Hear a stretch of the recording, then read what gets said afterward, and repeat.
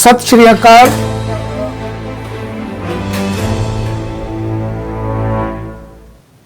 नमस्कार, सत श्री अकाल, आदाब दोस्तों। मैं हाँ मनीष ब्याला, तुसी वेख रहे हो चढ़दे कला टाइम टीवी ते प्रोग्राम प्राइम टाइम चर्चा। अज की चर्चा दे विच गल करांगे पंजाब दे विच कोरोना वायरस के फैलदे पैरां दी। जिस तरीके नाल कोरोना वायरस पंजाब दे विच वध रहा है, चिंतावां वध रहीआं ने। लोग जिहड़े ने किते ना किते कह रहे हैं कि अपने आप च कोई वड्डा कपला हो रहा, पर सियाणे आख रहे हैं कि बच जाओ जिन्ना बचिया जांदा है। सरकार आखदी है कई बारी कि माहौल साडे कंट्रोल दे विच है, ते कई बारी अपनी पिठ आपे थापड़ लैंदी है। कहंदे कि असीं सारा कुछ जिहड़ा अपने कंट्रोल दे विच कर लिया, फिर अपने आप ही कहंदे ने कि हालात विगड़ गए ने। फिर अपने आप कहंदे ने कि असीं हौली हौली खोल देवांगे, फिर अपने आप ही आखदे ने कि नहीं हुण सख्ती करांगे। हालात इस तरीके दे बने हुए ने। समझ नहीं आ रही कि सरकार जिहड़ा ये डाटा कित्थों इकट्ठा कर रही है, तो कौन उन्होंने अपडेट दे रहा है कि हालात ठीक ने या हालात खराब ने। क्योंकि हर हफ्ते जिहड़े ने वो समीकरण चेंज हो रहे हैं। जे हालात ठीक हो रहे हैं तो खराब क्यों हो रहे हैं? जां तो सरकार लापरवाह हो रही है जां लोग लापरवाह हो रहे हैं। पर अज के ताज़ा हालातों के विच दस्सिया यह जा रहा है कि हुण सरकार जिहड़ी है सख्ती करन जा रही है।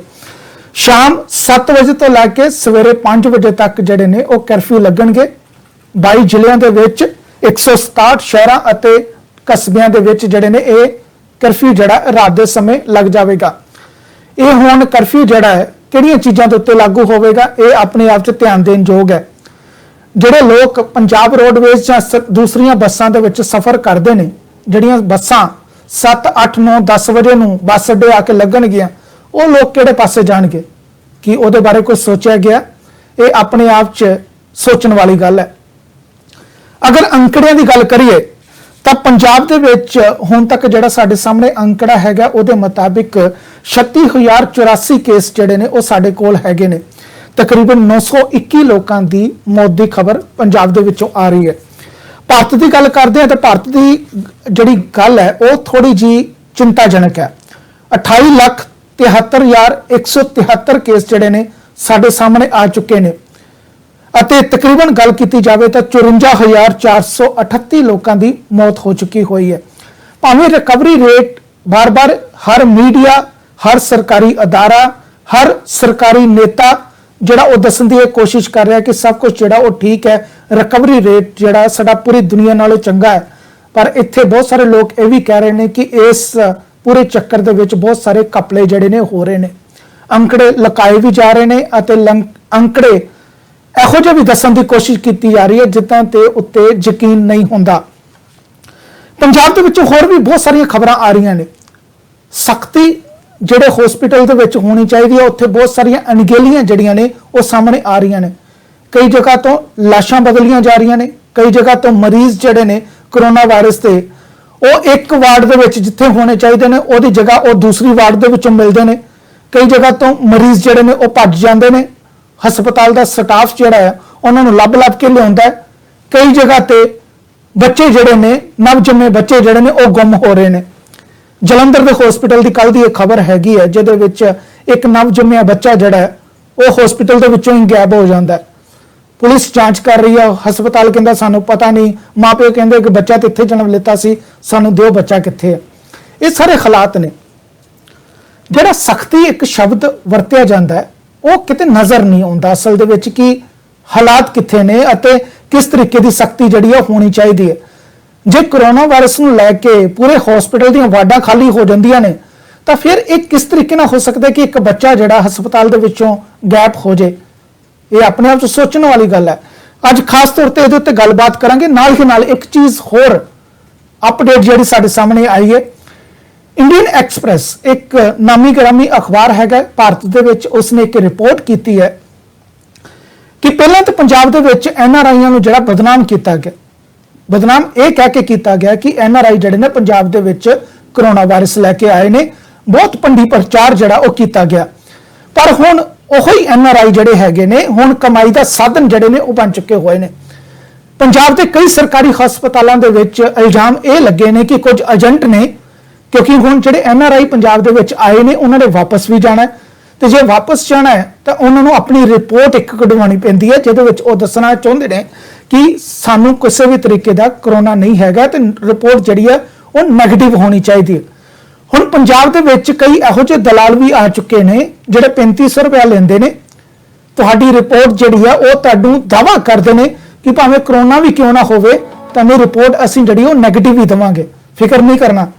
अते इहदे विच जिहड़ी इंडियन एक्सप्रैस ने रिपोर्ट कीती है ਉਹਦੇ ਵਿੱਚ एक डॉक्टर है, डॉक्टर है ने नरेश आवला, जिन्हां दे उत्ते इल्जाम लगा है एजेंट हैगा ओम प्रकाश, ਉਹਦੇ कहण ਦੇ मुताबिक ਉਹਨੇ 48 NRIਆਂ ਦੇ पैसे जिहड़े ने ਉਹ डॉक्टर साहब ਨੂੰ ਦਿੱਤੇ ਨੇ कि डॉक्टर साहब ਆਪਾਂ रिपोर्ट बना के देनी है, ਇਹਨਾਂ ਨੂੰ घर वापस भेजना है ਤੇ 3500 रुपया ਜਿਹੜਾ पर मरीज ਦੇ ਹਿਸਾਬ ਨਾਲ ਜਿਹੜਾ ਉਹ ਚਾਰਜ ਕੀਤਾ ਜਾਂਦਾ ਰਿਹਾ।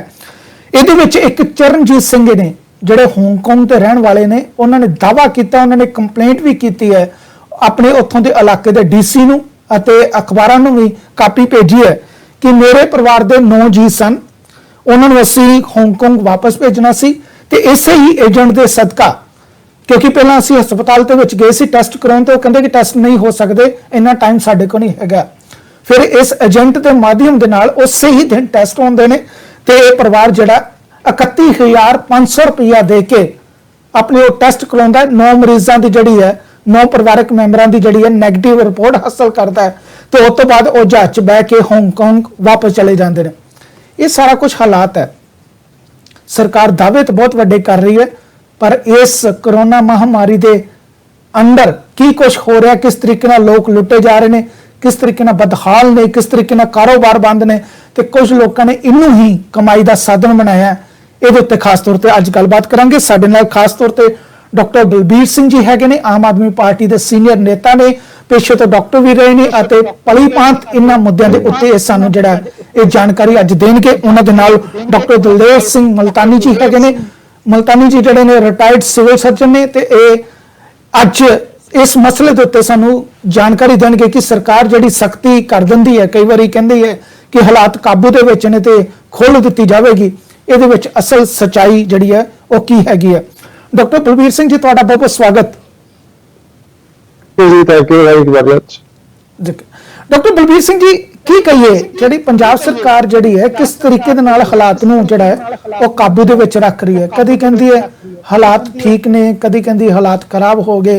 हुण कर्फ्यू जिहड़ा है वो 7 बजे शाम तो लैके सवेरे 5 बजे तक लाता है, इंप्लीमेंट होना नहीं है क्योंकि बहुत सारी चीज़ां इहदे नाल जुड़ियां होईयां ने। जिहड़ियां बसां दे विच 52 सवारियां बिठा के असीं तार रहे हैं वो किते ना किते बस अड्डे ते जाके लगणगीਆਂ ਅਤੇ ਉਹ ਲੋਕੀ ਕਿਸ ਤਰੀਕੇ ਨਾਲ ਜਿਹੜਾ ਇਸ ਕਰਫਿਊ ਨੂੰ ਜਿਹੜਾ ਉਹ ਲਾਗੂ ਕਰਵਾਉਣਗੇ ਜਾਂ ਉਹਦੇ ਉੱਤੇ ਅਮਲ ਕਰਨਗੇ, ਇਹ ਆਪਣੇ ਆਪ 'ਚ ਇੱਕ ਵੱਡਾ ਸਵਾਲ ਹੈ। ਦੇਖੋ ਪੰਜਾਬ ਦੇ ਜਿਹੜੇ ਹਾਲਾਤ ਹੈ ਉਹ ਬਹੁਤ ਜ਼ਿਆਦਾ ਖਰਾਬ ਹੋ ਰਹੇ ਇਸ ਵਕਤ ਜੀ।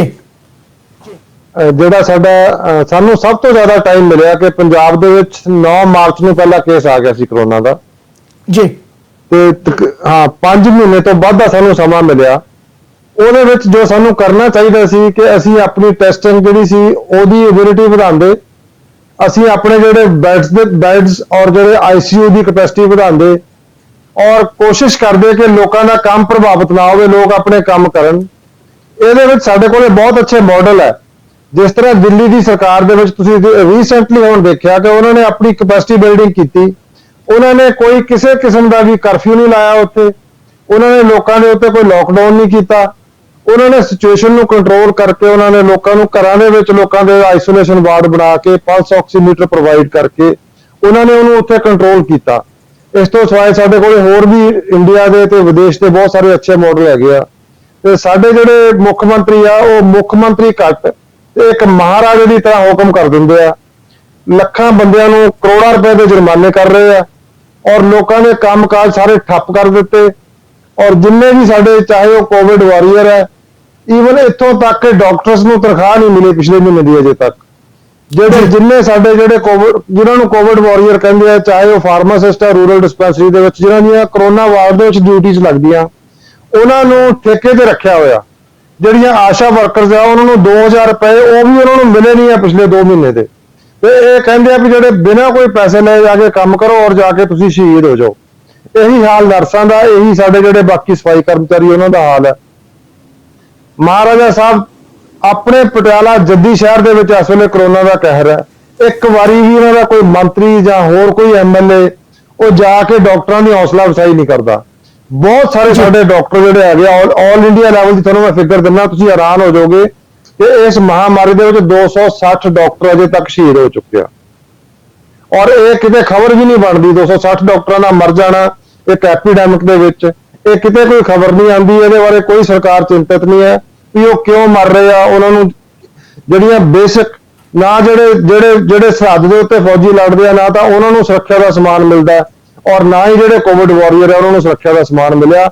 ਅਦਰਵਾਈਜ਼ 260 ਡਾਕਟਰਾਂ ਦਾ ਔਰ ਨਰਸਾਂ ਦਾ ਤਾਂ ਕੋਈ ਗਿਣਤੀ ਨਹੀਂ ਹੈ, ਪਤਾ ਨਹੀਂ ਹੈ, ਕਿਉਂਕਿ ਸਾਡੀ ਜਿਹੜੀ IMA ਇੰਡੀਅਨ ਮੈਡੀਕਲ ਐਸੋਸੀਏਸ਼ਨ ਹੈ ਉਹ ਰਿਕਾਰਡ ਰੱਖ ਰਹੀ ਆ, ਜਿਹੜਾ ਵੀ ਡਾਕਟਰ ਮਰਦਾ ਉਹਨਾਂ ਤੱਕ ਪਹੁੰਚ ਕਰਦੇ ਆ, ਉਹਨਾਂ ਦੀ ਕਾਊਂਟਿੰਗ ਰੱਖ ਰਹੀ ਹੈ, ਤਾਂ ਸਾਨੂੰ ਪਤਾ ਲੱਗ ਰਿਹਾ।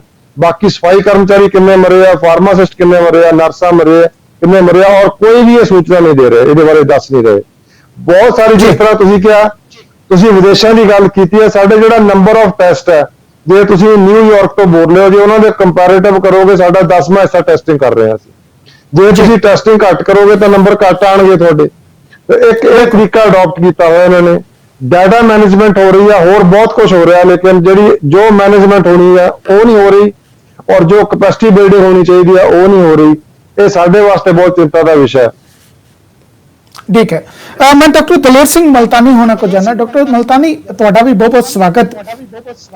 अगर गल करिए ਆਪਾਂ इस ਵੇਲੇ हालात बड़े चिंताजनक ने। लुधियाने ਦੇ ਵਿੱਚ ਇੱਕ ਦਿਨ ਚ 417 ਕੇਸ ਆ ਜਾਣੇ ਤੇ ਆਪਾਂ ਕਹਿਣਾ ਕਿ ਸ਼ਾਮੀ 7 ਵਜੇ ਤੋਂ ਬਾਅਦ ਜਿਹੜਾ ਕਰੋਨਾ ਐਕਟਿਵ ਹੋ ਜਾਂਦਾ ਹੈ ਤੇ ਸਵੇਰੇ 5 ਵਜੇ ਤੜਕੇ ਤੱਕ ਜਿਹੜਾ ਐਕਟਿਵ ਰਹਿੰਦਾ ਹੈ ਤੇ ਬਾਕੀ ਟਾਈਮ ਉਹ ਕੁਝ ਕਹਿੰਦਾ ਨਹੀਂ ਹੈਗਾ, ਉਦੋਂ ਆਪਾਂ ਜ਼ਿਆਦਾ ਪਰਵਾਹ ਨਹੀਂ ਕਰਨੀ। ਤੇ ਫਿਰ ਇਹ ਕਿਤਨਾ ਆਪਾਂ ਰੋਕਾਂਗੇ? ਇਹ ਰਾਤ ਦੇ ਸਮੇਂ ਕੀ ਕਰਫਿਊ ਲਾ ਕੇ ਆਪਾਂ ਸੋਚ ਸਕਦੇ ਹਾਂ ਕਿ ਇਹ ਸਾਰੇ ਹਾਲਾਤ ਜਿਹੜੇ ਆਪਣੇ ਕਾਬੂ ਦੇ ਵਿੱਚ ਆ ਜਾਣਗੇ? ਦੇਖੋ ਮਨੀਸ਼, ਸਭ ਤੋਂ ਪਹਿਲਾਂ ਤਾਂ ਮੈਂ ਸਾਰੇ ਹੀ ਵਿਊਅਰਸ ਨੂੰ ਸਤਿ ਸ਼੍ਰੀ ਅਕਾਲ ਔਰ ਇੰਡੀਆ ਦੀ ਗੁੱਡ ਈਵਨਿੰਗ।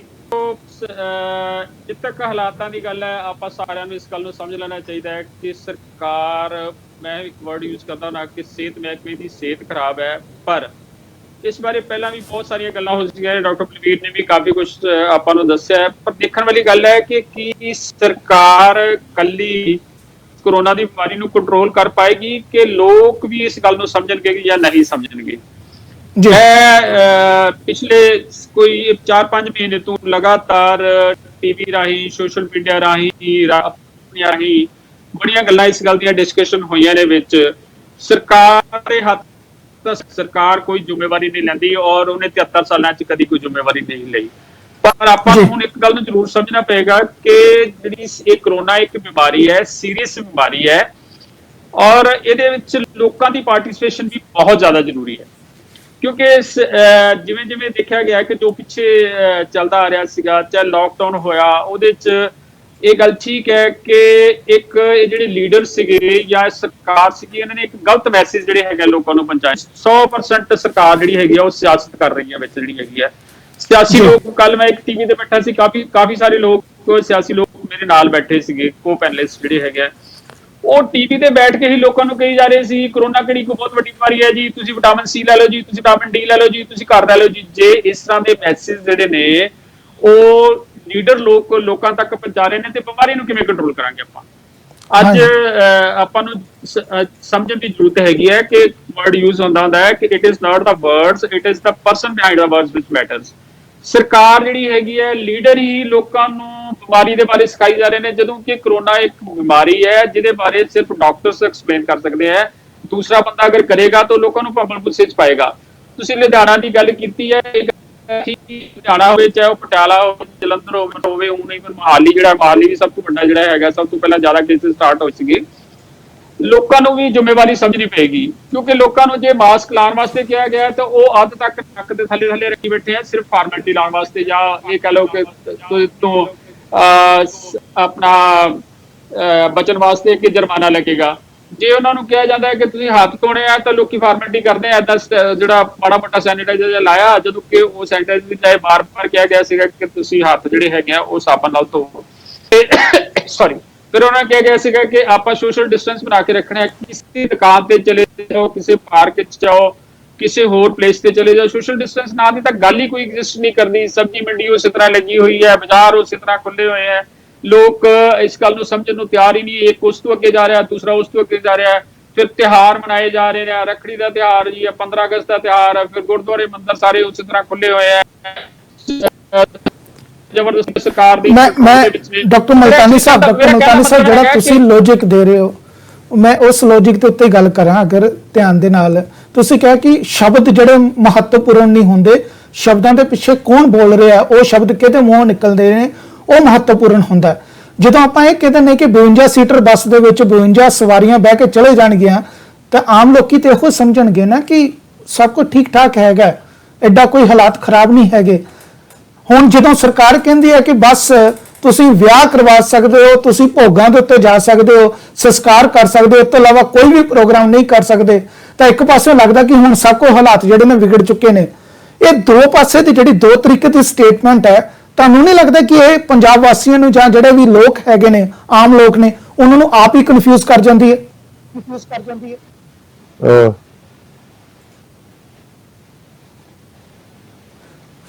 ਜੀ ਡਾਕਟਰ ਬਲਬੀਰ ਜੀ।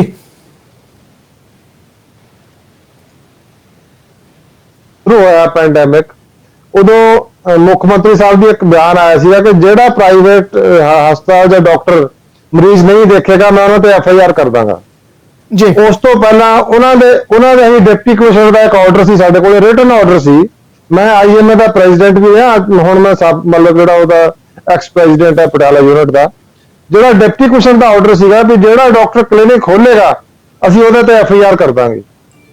ਸੋ ਅਸੀਂ IMA ਵੱਲੋਂ ਸਾਡਾ ਡੈਲੀਗੇਸ਼ਨ ਗਿਆ DC ਕੋਲ, ਤੇ ਤੁਸੀਂ ਦੱਸੋ ਜੀ, ਜੇ ਅਸੀਂ ਖੋਲਾਂਗੇ ਤਾਂ ਤੁਸੀਂ ਕਰੋਗੇ, ਜੇ ਨਹੀਂ ਖੋਲਾਂਗੇ ਤਾਂ ਮੁੱਖ ਮੰਤਰੀ ਕਰਨਗੇ। ਦੱਸੋ ਸਾਡੇ 2 FIR ਕਰਨੀ ਆ ਜਾਂ ਕਿਹੜੇ ਵਾਲੀ ਕਰਨੀ ਆ ਤੁਸੀਂ? ਉਸ ਤੋਂ ਬਾਅਦ ਫਿਰ ਉਹਨਾਂ ਨੇ ਕਿਹਾ ਕਿ ਤੁਸੀਂ ਜਿਹੜਾ ਹੈਗਾ with due precautions, maintaining social distance and all other precautions ਤੁਸੀਂ ਕਲੀਨਿਕ ਖੋਲ ਸਕਦੇ ਹੋ। ਅਸੀਂ ਲੋਕਾਂ ਦੀ ਸੇਵਾ ਕਰ ਰਹੇ ਹਾਂ। ਕਿ ਜਿਹੜਾ ਇੱਕ ਪ੍ਰਾਈਵੇਟ ਡਾਕਟਰ ਹੈ ਉਹ ਕੋਵਿਡ ਵਾਰੀਅਰ ਨਹੀਂ ਹੈ? ਸਾਡੇ ਕੋਲੇ ਕਰੋਨਾ ਦੇ ਮਰੀਜ਼ ਨਹੀਂ ਆਉਂਦੇ, ਲੇਕਿਨ ਕਿਸੇ ਵੀ ਪ੍ਰਾਈਵੇਟ ਡਾਕਟਰ ਵਾਸਤੇ ਕੋਈ ਕਿਸੇ ਕਿਸਮ ਦੀ ਕੋਈ ਇੰਸ਼ੋਰੈਂਸ ਕਵਰ ਵੀ ਨਹੀਂ ਹੈ। ਅਸੀਂ ਇਹਨਾਂ ਕੋਲ ਹੋਰ ਕੁਝ ਨਹੀਂ ਐਕਸਪੈਕਟ ਕਰਦੇ, ਸਗੋਂ ਸਾਡੇ ਕੋਲੋਂ ਉਲਟਾ ਚਾਰजेस ਐਕਸਟਰਾ ਲਏ ਜਾ ਰਹੇ ਆ। ਔਰ ਅਸੀਂ ਇੱਥੋਂ ਤੱਕ ਜਿਹੜੀ ਡਾਕਟਰ ਸਾਹਿਬ ਨੇ ਗੱਲ ਕੀਤੀ ਆ, ਅਸੀਂ IMA ਵੱਲੋਂ ਇਹਨਾਂ ਨੂੰ ਸਪੈਸ਼ਲ ਜਿਹੜੇ ਕਰੋਨਾ ਵਾਰਡ ਵਾਸਤੇ ਹਸਪੀਟਲ ਬਣਾ ਕੇ ਦਿੱਤੇ ਆ ਪੰਜਾਬ ਦੇ ਵਿੱਚ। ਪਟਿਆਲੇ ਦੇ ਵਿੱਚ ਅਸੀਂ 20 ਵਾਰਡ ਹਸਪੀਟਲ ਬਣਾ ਕੇ ਦਿੱਤਾ। ਅਸੀਂ ਕੋਆਪਰੇਟ ਕਰ ਰਹੇ ਹਾਂ। ਜਿਹੜੀ ਗੱਲ ਡਾਕਟਰ ਮੁਲਤਾਨੀ ਕਹਿ ਰਹੇ ਆ, public behaviour has to be regulated. ਸਰਕਾਰ ਬਣਾਈ ਕਿਉਂ ਜਾਂਦੀ ਹੈ? ਉਹਨਾਂ ਨੇ ਸਾਰਾ ਜਿਹੜਾ ਸਾਰਾ ਕੁਝ ਲਾਗੂ ਕਰਨਾ ਹੁੰਦਾ। ਕਿ ਸਰਕਾਰ ਦਾ ਫਰਜ਼ ਨਹੀਂ ਹੈ? ਜਿਹੜੇ ਫਾਰਮਾਸਿਸਟ 2 ਮਹੀਨੇ ਤੋਂ ਹੜਤਾਲ ਕਰ ਰਹੇ ਆ, ਉਹ ਕੀ ਕਹਿ ਰਹੇ ਆ ਕਿ ਸਾਨੂੰ ਪ੍ਰੋਪਰ ਤਨਖਾਹ ਤਾਂ ਦਿਓ। ਸਾਡੇ ਵਾਸਤੇ ਕੋਈ ਮਤਲਬ ਕਿਸੇ ਕਿਸਮ ਦੀ ਜਿਹੜੀ ਇੰਸ਼ੋਰੈਂਸ ਕਵਰ, ਜਿਹੜੇ ਸਰਕਾਰੀ ਜਿਹੜੇ ਪਿੰਡਾਂ ਦੀ ਰਿਸਪੈਕਟ ਵਿੱਚ ਫਾਰਮਾਸਿਸਟ ਹੈ, ਡਾਕਟਰ ਹੈ, ਉਹਨਾਂ ਦੇ ਉੱਤੇ ਜਿਹੜਾ ਗਵਰਨਮੈਂਟ ਵੱਲੋਂ ਡਿਕਲੇਅਰ ਕੀਤਾ ਹੋਇਆ ਇੰਸ਼ੋਰੈਂਸ ਕਵਰ ਉਹਨਾਂ ਨੂੰ ਨਹੀਂ ਦੇ ਰਹੇ। ਕਿ ਉਹਨਾਂ ਦੀ ਡਿਮਾਂਡਸ ਜੈਨੂਇਨ ਨਹੀਂ ਹੈ? ਤੁਸੀਂ ਚਾਹੁੰਦੇ ਆ ਜਿਹੜੇ ਆਸ਼ਾ ਵਰਕਰ ਹੈ 2000 ਰੁਪਏ ਦੇ ਵਿੱਚ ਆਪਣੀ ਜਾਨ ਦੇ ਦੇਣ? ਉਹਨਾਂ ਦੇ ਬੱਚੇ ਨੂੰ ਕੌਣ ਕਿ ਮੁੱਖ ਮੰਤਰੀ ਦਾ ਜਾਂ ਸਿਹਤ ਮੰਤਰੀ ਦਾ ਫਰਜ਼ ਨਹੀਂ ਬਣਦਾ ਕਿ ਉਹਨਾਂ ਲੋਕਾਂ ਨੂੰ ਬੁਲਾ ਕੇ ਡਾਇਲੋਗ ਕਰਨ? ਕੌਣ ਕਰੇਗਾ ਰੈਗੂਲੇਟ? ਕੌਣ ਕਰੇਗਾ ਪਬਲਿਕ ਨੂੰ ਐਜੂਕੇਟ? ਜਿਹੜੇ ਬੰਦਿਆਂ ਨੇ ਐਜੂਕੇਟ ਕਰਨਾ, ਤੁਸੀਂ ਉਹਨਾਂ ਨਾਲ ਗੱਲਬਾਤ ਕਰਕੇ, ਸਰਕਾਰ ਦਾ ਇਹ ਦਾਇਿਤਵ ਸਰਕਾਰ ਦਾ। ਉਹ ਮੈਂ ਜਾ ਕੇ ਉਹਨਾਂ ਨਾਲ ਕੀ ਗੱਲ ਕਰਾਂਗਾ? ਮੈਂ ਆਸ਼ਾ ਵਰਕਰ ਨੂੰ ਕੀ ਦਿਲਾਸਾ ਦੇਵਾਂਗਾ? ਮੈਂ ਫਾਰਮਾਸਿਸਟਾਂ ਨੂੰ, ਨਰਸਾਂ ਨੂੰ ਕੀ ਦਿਲਾਸਾ ਦੇਵਾਂਗਾ? ਇਹ ਕੰਮ ਸਰਕਾਰ ਦਾ। ਸਰਕਾਰ ਆਪਣਾ ਕੰਮ ਨਹੀਂ ਕਰ ਰਹੀ। ਜੇ ਦਿੱਲੀ ਦੀ ਸਰਕਾਰ ਇਸ ਵਾਸਤੇ 10,000 ਬੈੱਡ ਦਾ ਹਸਪੀਟਲ ਬਣਾ ਸਕਦੀ ਹੈ, ਕਿ ਪੰਜਾਬ 6 ਮਹੀਨੇ ਦੇ ਵਿੱਚ ਸਾਰੇ ਪੰਜਾਬ ਦੇ ਵਿੱਚ 10,000 ਬੈੱਡ ਨਵੇਂ ਐਡ ਨਹੀਂ ਕਰ ਸਕਦੀ ਸੀ? ਜੋ ਸਰਕਾਰੀ ਹਸਪਤਾਲਾਂ ਦਾ ਡਾਕਟਰ ਸਾਹਿਬ ਸਿਵਲ ਸਰਜਨ ਰਹੇ ਆ, ਇਹਨਾਂ ਨੂੰ ਪੁੱਛੋ ਕਿ ਜੋ ਸਰਕਾਰੀ ਹਸਪਤਾਲਾਂ ਦਾ ਹਾਲਤ ਹੈ, ਕੀ ਉਹ ਜਸਟੀਫਾਈਡ ਹੈ? ਕੀ ਉਹ ਇਸ ਕਾਬਲ ਹੈਗੇ ਆ ਕਿ ਉਹ ਕਰੋਨਾ ਦਾ ਜਿਹੜਾ ਪੈਂਡੈਮਿਕ ਹੈ ਜਾਂ ਐਪੀਡੈਮਿਕ ਹੈ, ਇਹਦੇ ਨਾਲ ਇਹਦਾ ਮੁਕਾਬਲਾ ਕਰਨ ਲਈ? ਜੋ ਤੁਸੀਂ ਜਿੰਨੀਆਂ ਐਗਜ਼ਾਮਪਲ ਦਿੱਤੀਆਂ ਜੋ ਮਿਸਮੈਨੇਜਮੈਂਟ ਹੋ ਰਹੀ ਹੈ, ਉੱਥੇ ਸਟਾਫ ਵੀ ਪੂਰਾ ਨਹੀਂ ਹੈ, ਡਾਕਟਰਾਂ ਦੀ ਸਟ੍ਰੈਂਥ ਨਹੀਂ ਹੈ। ਡਾਕਟਰ ਮੈਂ ਇੱਕ ਸਵਾਲ ਇਹਦੇ ਚ ਹੋਰ ਕਰਦਾ। ਜਿਸ ਤਰੀਕੇ ਨਾਲ ਮੈਂ ਇੱਥੇ ਜ਼ਰੂਰ ਪੁੱਛਣਾ, ਪਿਛਲੇ ਦਿਨਾਂ ਦੇ ਵਿੱਚ ਤੁਲੀ ਲੈਬ ਦਾ ਬੜਾ ਮਸਲਾ ਜਿਹੜਾ ਉਹ ਸਾਹਮਣੇ ਆਇਆ ਸੀ ਕਿ ਰਿਪੋਰਟ ਜਿਹੜੀ ਆ ਉਹਨੂੰ ਪੋਜ਼ਿਟਿਵ ਕਰ ਦਿੱਤਾ ਜਾਂਦਾ, ਬਾਅਦ ਚ ਡਾਕਟਰਾਂ ਕੋਲ ਭੇਜ ਦਿੱਤਾ ਜਾਂਦਾ। ਉਹਦੇ ਤੇ ਬੜਾ ਹੋ ਹੱਲਾ ਹੋਇਆ, ਜਾਂਚ ਹੋਈ, ਫਿਰ ਉਹਦੀ ਕੰਪਲੇਂਟ ਕਰ ਦਿੱਤੀ ਗਈ, FIR ਹੋ ਗਈ। ਪਰ ਹੁਣ ਜਿਸ ਤਰ੍ਹਾਂ ਇਹ ਖਬਰਾਂ ਆ ਰਹੀਆਂ ਨੇ ਕਿ ਸਰਕਾਰੀ ਹਸਪੀਟਲਾਂ ਦੇ ਵਿੱਚੋਂ ਨੈਗੇਟਿਵ ਰਿਪੋਰਟਾਂ ਜਿਹੜੀਆਂ ਤਿਆਰ ਹੋ ਰਹੀਆਂ ਨੇ, 3500 ਰੁਪਇਆ ਜਿਹੜੇ ਨੇ ਏਜੰਟ ਵਸੂਲ ਰਹੇ ਨੇ, ਇਹ ਆਪਣੇ ਆਪ ਚ ਇਹਨੂੰ ਕੀ ਕਹੀਏ ਕਿ ਕੋਰੋਨਾ ਵਾਇਰਸ ਜਿੱਥੇ ਇੱਕ ਵੱਡੀ ਮਹਾਮਾਰੀ ਬਣ ਕੇ ਆਇਆ ਹੈ, ਕੁਝ ਲੋਕੀ ਇਹਨੂੰ ਕਾਰੋਬਾਰ ਬਣਾ ਕੇ ਬੈਠ ਚੁੱਕੇ ਹੋਏ ਨੇ, ਤੇ ਇਹਨਾਂ ਦਾ ਕੀ ਕੀਤਾ ਜਾਵੇ ਫਿਰ?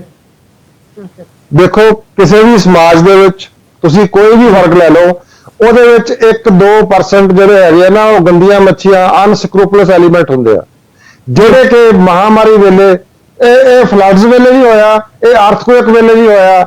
ਜੇ ਮੈਂ ਗੱਲ ਕਰਾਂ, ਜਦੋਂ ਤੁਸੀਂ ਜਿਹੜਾ ਗਰਭ ਦੇ ਵਿੱਚ ਬੱਚਿਆਂ ਨੂੰ ਮਾਰਨਾ, ਜਿਹੜਾ ਫੀਮੇਲ ਇਨਫੈਂਟੀਸਾਈਡ ਜਿਹਨੂੰ ਅਸੀਂ ਕਹਿੰਦੇ ਆ, ਉਹਦੇ ਵਿੱਚ ਵੀ ਲੋਕ ਜਿਹੜੇ ਹੈਗੇ ਆ, ਕੁਛ ਇੱਕ ਡਾਕਟਰ ਹੁੰਦੇ ਆ ਜਿਹੜੇ ਕਿ ਉਹ ਟੈਸਟਿੰਗ ਕਰਦੇ ਆ, ਕੁਛ ਇੱਕ ਜਿਹੜੇ ਡਾਕਟਰਸ ਹੁੰਦੇ ਆ ਜਿਹੜੇ ਕਿ ਉਹ ਬੱਚਿਆਂ ਨੂੰ ਮਾਰਨ ਦੇ ਵਿੱਚ ਯੋਗਦਾਨ ਹੁੰਦੇ ਆ। ਇਹ ਜਿਹੜੇ ਅਨਸਕਰੂਪਲਸ ਐਲੀਮੈਂਟ ਆ, ਜਿਵੇਂ ਤੁਸੀਂ ਤੁਲੀ ਲੈਬ ਦੀ ਗੱਲ ਕੀਤੀ ਆ, ਉਹਨਾਂ ਨੂੰ ਮੈਂ ਕਹਿੰਦਾ ਸਾਡੀ ਉਹਨਾਂ IEMA ਦੀ, ਸਾਡੀ ਡਾਕਟਰ ਦੀ ਕੋਈ ਸਿੰਪਥੀ ਨਹੀਂ ਹੈ। ਉਹਨਾਂ ਤੇ ਪਰਚਾ ਕਰੋ, ਜਿਹੜਾ ਇਹੋ ਜਿਹਾ ਕੰਮ ਕਰਦਾ ਉਹਨੂੰ ਐਗਜ਼ਾਮਪਲਰੀ ਪਨਿਸ਼ਮੈਂਟ। ਲੇਕਿਨ ਸਾਡੇ ਕੋਲ ਐਗਜ਼ਾਮਪਲ ਪੋਜ਼ਿਟਿਵ ਵੀ ਆ, ਜਿੱਥੇ ਹਸਬੈਂਡ ਤੇ ਵਾਈਫ ਦੋਨੋਂ ਜਣੇ ਸੇਵਾ ਕਰਦੇ ਸੀ, ਹਸਬੈਂਡ ਦੀ ਡੈਥ ਹੋ ਗਈ, ਵਾਈਫ ਅਜੇ ਵੀ ਕਰੋਨਾ ਪੇਸ਼ੈਂਟ ਦੀ ਜਾ ਕੇ ਕੇਅਰ ਕਰ ਰਹੀ ਹੈ। ਆਪਾਂ ਨੂੰ ਉਹ ਪੋਜ਼ਿਟਿਵ ਐਗਜ਼ਾਮਪਲ, ਜਿੱਥੇ ਡਾਕਟਰਾਂ ਨੇ ਆਪਣਾ ਖੂਨ ਦਿੱਤਾ, ਆਪਣਾ ਪਲਾਜ਼ਮਾ ਦਿੱਤਾ ਮਰੀਜ਼ਾਂ ਨੂੰ। ਸਾਡੀਆਂ ਪੋਜ਼ਿਟਿਵ ਐਗਜ਼ਾਮਪਲ ਜ਼ਿਆਦਾ ਹੈਗੀਆਂ। ਜਿਹੜੇ ਇਸ ਤਰ੍ਹਾਂ ਦੇ ਬੰਦੇ ਆ, ਇਹ ਸਿਰਫ 100 ਚੋਂ 1000 ਚੋਂ 1 ਜਾਂ 2 ਹੈਗੇ ਆ, ਲੇਕਿਨ ਉਹ ਸਾਡੇ ਪ੍ਰੋਫੈਸ਼ਨ ਨੂੰ ਬਦਨਾਮ ਕਰਦੇ ਆ। ਉਹਨਾਂ ਦੇ ਖਿਲਾਫ ਸਖਤ ਤੋਂ ਸਖਤ ਕਾਰਵਾਈ, ਉਹਨਾਂ ਦੇ ਲਾਇਸੈਂਸ ਕੈਂਸਲ ਕਰ ਦੇਣੇ ਚਾਹੀਦੇ ਆ। ਤਾਂ ਇੱਕ ਬੰਦੇ ਨੂੰ ਐਗਜ਼ਾਮਪਲਰੀ ਪਨਿਸ਼ਮੈਂਟ ਦਿਓਗੇ, ਕਿਸੇ ਦੀ ਮੁੜ ਕੇ ਹਿੰਮਤ ਨਹੀਂ ਹੋਏਗੀ। ਇਹ ਕੰਮ ਵੀ ਸਰਕਾਰ ਦਾ, ਸਰਕਾਰ ਇਹਦੇ ਵਿੱਚ ਵੀ ਫੇਲ ਹੋ ਰਹੀ ਹੈ। ਨਾ ਕਿਸੇ ਨੂੰ ਸਜ਼ਾ ਦਿੰਦੀ ਹੈ, ਨਾ ਕਿਸੇ ਨੂੰ ਤਨਖਾਹ ਦਿੰਦੀ ਹੈ, ਨਾ ਕਿਸੇ ਨੂੰ ਇਨਾਮ ਦਿੰਦੀ ਹੈ, ਨਾ ਕਿਸੇ ਨੂੰ ਸ਼ਾਬਾਸ਼ ਦਿੰਦੀ ਹੈ। ਮੋਤੀਆਂ ਵਾਲੀ ਸਰਕਾਰ ਤਾਂ ਆਪਣਾ ਇੱਕ ਨਵਾਂ ਮਹਿਲ ਬਣ ਗਿਆ ਉਹਨਾਂ ਦਾ, ਉਸ ਮਹਿਲ ਦੇ ਵਿੱਚ ਬੈਠੀ ਹੋਈ ਹੈ ਵੜ ਕੇ। ਉਹਨਾਂ ਨੂੰ ਲੋਕਾਂ ਨਾਲੋਂ ਕੁਝ ਲੈਣਾ ਦੇਣਾ ਨਹੀਂ, ਉੱਥੋਂ ਜੋ ਮਰਜ਼ੀ ਇੱਕ ਮਹਾਰਾਣੀ, ਇੱਕ ਤੁਗਲਕੀ ਫਰਮਾਨ ਜਿਹੜਾ ਹੈਗਾ ਉਹ ਜਾਰੀ ਕਰ ਦਿੰਦੀ ਹੈ। ਬਿਲਕੁਲ। ਡਾਕਟਰ ਮਲਤਾਨੀ, ਮੈਂ ਤੁਹਾਡੇ ਕੋਲ ਹੈ, ਜਿਸ ਤਰ੍ਹਾਂ ਡਾਕਟਰ ਬਲਬੀਰ ਸਿੰਘ ਹੋਣਾ ਨੇ ਦੱਸਿਆ ਸੀ ਕਿ ਜਿਹੜੇ ਟੈਸਟ ਕਰਨ ਦੀ ਰਫ਼ਤਾਰ ਹੈ ਬਹੁਤ ਸਲੋ ਹੈਗੀ ਹੈ। ਮੈਂ ਅਮਰੀਕਾ ਦਾ ਡਾਟਾ ਕੱਢਿਆ, ਲੱਖ ਪਿੱਛੇ ਇਹਨਾਂ ਨੇ 22,116 ਲੋਕਾਂ ਦੇ ਜਿਹੜੇ ਨੇ ਉਹ ਟੈਸਟ ਕੀਤੇ ਨੇ। ਜਿਹੜਾ ਅਸੀਂ ਭਾਰਤ ਦੀ ਗੱਲ ਕਰਦੇ ਹਾਂ, ਇਹਨਾਂ ਨੇ 1 ਲੱਖ ਪਿੱਛੇ 2363 ਲੋਕਾਂ ਦੇ ਜਿਹੜੇ ਨੇ ਸਿਰਫ ਟੈਸਟ ਕੀਤੇ ਨੇ। ਐਗਜ਼ੈਕਟ ਡਾਟਾ ਜਿਹੜਾ ਸਾਡੇ ਕੋਲ ਅੱਜ ਦੀ ਤਰੀਕ ਦੇ ਵਿੱਚ ਅਵੇਲੇਬਲ ਹੈ।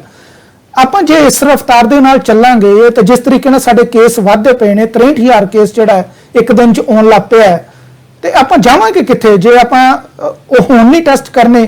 ਤਾਂ ਟੈਸਟ ਕਦੋਂ? 2 ਮਹੀਨੇ ਬਾਅਦ ਕਰਨੇ ਨੇ, ਜਦੋਂ ਸਭ ਕੁਝ ਸਾਡੇ ਹੱਥੋਂ ਨਿਕਲ ਜਾਏਗਾ।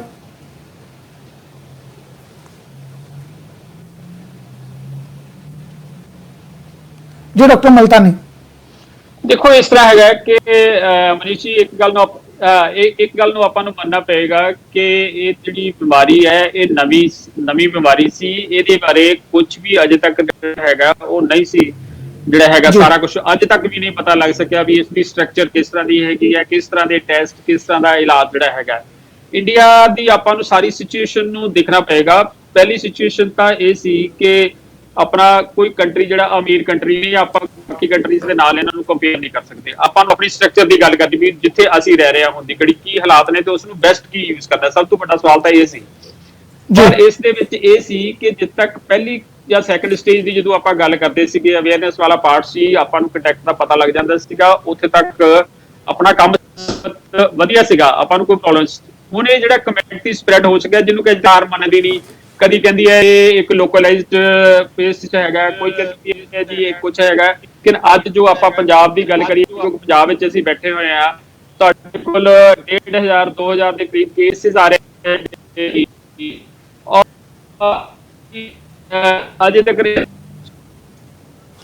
ਮੈਂ ਜ਼ਰੂਰ ਬੇਨਤੀ ਕਰਾਂਗਾ, ਅਗਰ ਤੁਸੀਂ ਡਾਕਟਰ ਮਲਤਾਨੀ ਨੂੰ ਟੈਲੀਫੋਨ ਦੇ ਉੱਤੇ ਡਾਇਰੈਕਟ ਫੋਨ ਲਾਈਨ ਦੇ ਉੱਤੇ ਲੈ ਲਓ ਤੇ ਉਹ ਜ਼ਿਆਦਾ ਸਾਡੇ ਵਾਸਤੇ ਜਿਹੜਾ ਵਧੀਆ ਰਹੇਗਾ, ਕਿਉਂਕਿ ਉਹਨਾਂ ਦੀ ਆਵਾਜ਼ ਬਾਰ-ਬਾਰ ਕੱਟ ਰਹੀ ਹੈ। ਡਾਕਟਰ ਬਲਬੀਰ ਸਿੰਘ ਜੀ, ਮੈਂ ਤੁਹਾਡੇ ਕੋਲ ਹਾਂ। ਪੋਲੀਟੀਕਲੀ ਅਗਰ ਆਪਾਂ ਇਸ ਚੀਜ਼ ਨੂੰ ਸਮਝਣ ਦੀ ਕੋਸ਼ਿਸ਼ ਕਰੀਏ, ਦੇਖੋ ਇੱਕ ਤੁਹਾਡੀਆਂ, ਤੁਸੀਂ ਡਾਕਟਰ ਵੀ ਰਹੇ ਹੋ, ਤੁਹਾਨੂੰ ਪੇਸ਼ੇ ਦੇ ਤੌਰ ਤੇ ਪਤਾ ਹੈ ਕਿ ਇਸ ਵੇਲੇ ਕਿਸ ਤਰੀਕੇ ਨਾਲ ਜ਼ਿੰਮੇਵਾਰੀਆਂ ਹੋਣੀਆਂ ਚਾਹੀਦੀਆਂ ਸਨ। ਪੋਲੀਟੀਕਲ ਚਲੋ ਠੀਕ ਹੈ, ਓਪੋਜੀਸ਼ਨ ਪਾਰਟੀ ਹੈਗੀ ਆ, ਤੁਸੀਂ ਥੋੜਾ ਬਹੁਤਾ ਜਿਹੜਾ ਉਹਦੇ ਉੱਤੇ ਕਿੰਤੂ ਪਰੰਤੂ ਕਰੋਗੇ। ਪਰ ਜਦੋਂ ਆਪਾਂ ਟੈਸਟਾਂ ਦੀ ਗੱਲ ਕਰਦੇ ਹਾਂ, PM ਕੇਅਰ ਫੰਡ ਜਿਹੜਾ ਨਵਾਂ ਕ੍ਰੀਏਟ ਕੀਤਾ ਗਿਆ ਸੀ, ਜਿਹਦੇ ਬਾਰੇ ਕਿਸੇ ਨੂੰ ਕੋਈ ਜਾਣਕਾਰੀ ਨਹੀਂ ਦਿੱਤੀ ਜਾ ਰਹੀ ਕਿ ਕਿੰਨਾ ਪੈਸਾ ਆਇਆ, ਕਿੱਥੇ ਖਰਚ ਹੋਇਆ, ਉਹਦੇ ਚ ਕੀ ਆਪਾਂ ਖਰੀਦਿਆ, ਕੀ ਆਪਾਂ ਵੇਚਿਆ, ਕਿਸੇ ਨੂੰ ਕੋਈ ਨਹੀਂ ਦੱਸਿਆ ਜਾ ਰਿਹਾ। ਜੇ ਉਹ ਕਬੀਰ ਦੇ ਖਜ਼ਾਨੇ ਵਾਂਗੂ ਰਾਤੋਂ ਰਾਤ ਭਰ ਜਾਂਦਾ ਹੈ, ਤੇ ਆਪਾਂ ਇਹ ਨਹੀਂ ਕਹਿ ਸਕਦੇ ਕਿ ਆਪਣੇ ਕੋਲ ਪੈਸੇ ਨਹੀਂ ਹੈਗੇ ਇਸ ਵੇਲੇ ਟੈਸਟ ਕਰਾਉਣ ਨੂੰ, ਕਿਉਂਕਿ ਆਮ ਲੋਕਾਂ ਨੇ ਜਿਨ੍ਹਾਂ ਨੇ ਕੋਈ ਉਹਦੇ ਚ 10 ਰੁਪਏ ਵੀ ਦਿੱਤੇ ਨੇ, ਕਿਸੇ ਨੇ 10,000 ਵੀ ਦਿੱਤਾ ਹੈ, ਕਿਸੇ ਨੇ 1,000 ਵੀ, ਕਰੋੜ ਵੀ ਦਿੱਤਾ ਹੈ, ਉਹ ਸਾਰੇ ਲੋਕ ਜਿਹੜੇ ਨੇ ਉਹਨਾਂ ਨੇ ਇਸ ਕਰਕੇ ਦਿੱਤਾ ਸੀ ਕਿ ਆਮ ਲੋਕਾਂ ਦੀ ਜਿਹੜੀ ਉਹ ਮਦਦ ਕੀਤੀ ਜਾਵੇ। ਮੈਂ ਜ਼ਰੂਰ ਤੁਹਾਡੇ ਕੋਲ ਪੁੱਛਣਾ ਚਾਹੁੰਦਾ ਕਿ ਜਿਹੜੇ ਇਹ ਟੈਸਟਾਂ ਦਾ ਤਰੀਕਾ ਹੈ, ਆਪਾਂ ਇਹ ਨਹੀਂ ਕਹਿ ਸਕਦੇ ਕਿ ਸਾਡੇ ਕੋਲ ਪੈਸਾ ਨਹੀਂ ਹੈਗਾ ਤੇ ਅਸੀਂ ਇਸ ਤੱਕ ਨਹੀਂ ਕਰ ਸਕਦੇ, ਕਿਉਂਕਿ ਯੋਗਦਾਨ ਤੇ ਆਇਆ ਹੀ ਹੈ ਨਾ ਕਿਤੇ ਨਾ। ਜੀ ਦੇਖੋ ਇਹਦੇ ਵਾਸਤੇ ਲੋਕਾਂ ਨੇ ਜਿਸ ਤਰ੍ਹਾਂ ਤੁਸੀਂ ਦੱਸਿਆ ਕਿ ਦਿਲ ਖੋਲ ਕੇ ਦਾਨ ਕੀਤਾ ਲੋਕਾਂ ਨੇ। ਜੀ ਮੈਂ ਪਹਿਲਾਂ ਪੰਜਾਬ ਦੀ ਗੱਲ ਕਰਨੀ ਚਾਹੂੰਗਾ। ਆਪਾਂ ਜਿਹੜਾ ਪੀਐਮ ਕੇਅਰ ਫੰਡ ਤੇ ਬਾਅਦ ਚੱਲੇ, ਜਿਹੜਾ chief minister disaster relief fund ਹੈ ਉਹਦੇ ਵਿੱਚ ਵੀ ਬਹੁਤ ਪੈਸਾ ਆਇਆ ਜੀ। ਇਹਨਾਂ ਨੇ ਉਹ ਪੈਸਾ ਕਿੱਥੇ ਖਰਚ ਕਰ ਰਹੇ ਆ? ਇਹ ਆਪਣੇ ਜਿਹੜੇ ਕਰੋਨਾ ਵਾਰੀਅਰਸ ਆ ਉਹਨਾਂ ਨੂੰ ਕੁਝ ਨਹੀਂ ਦੇ ਰਹੇ।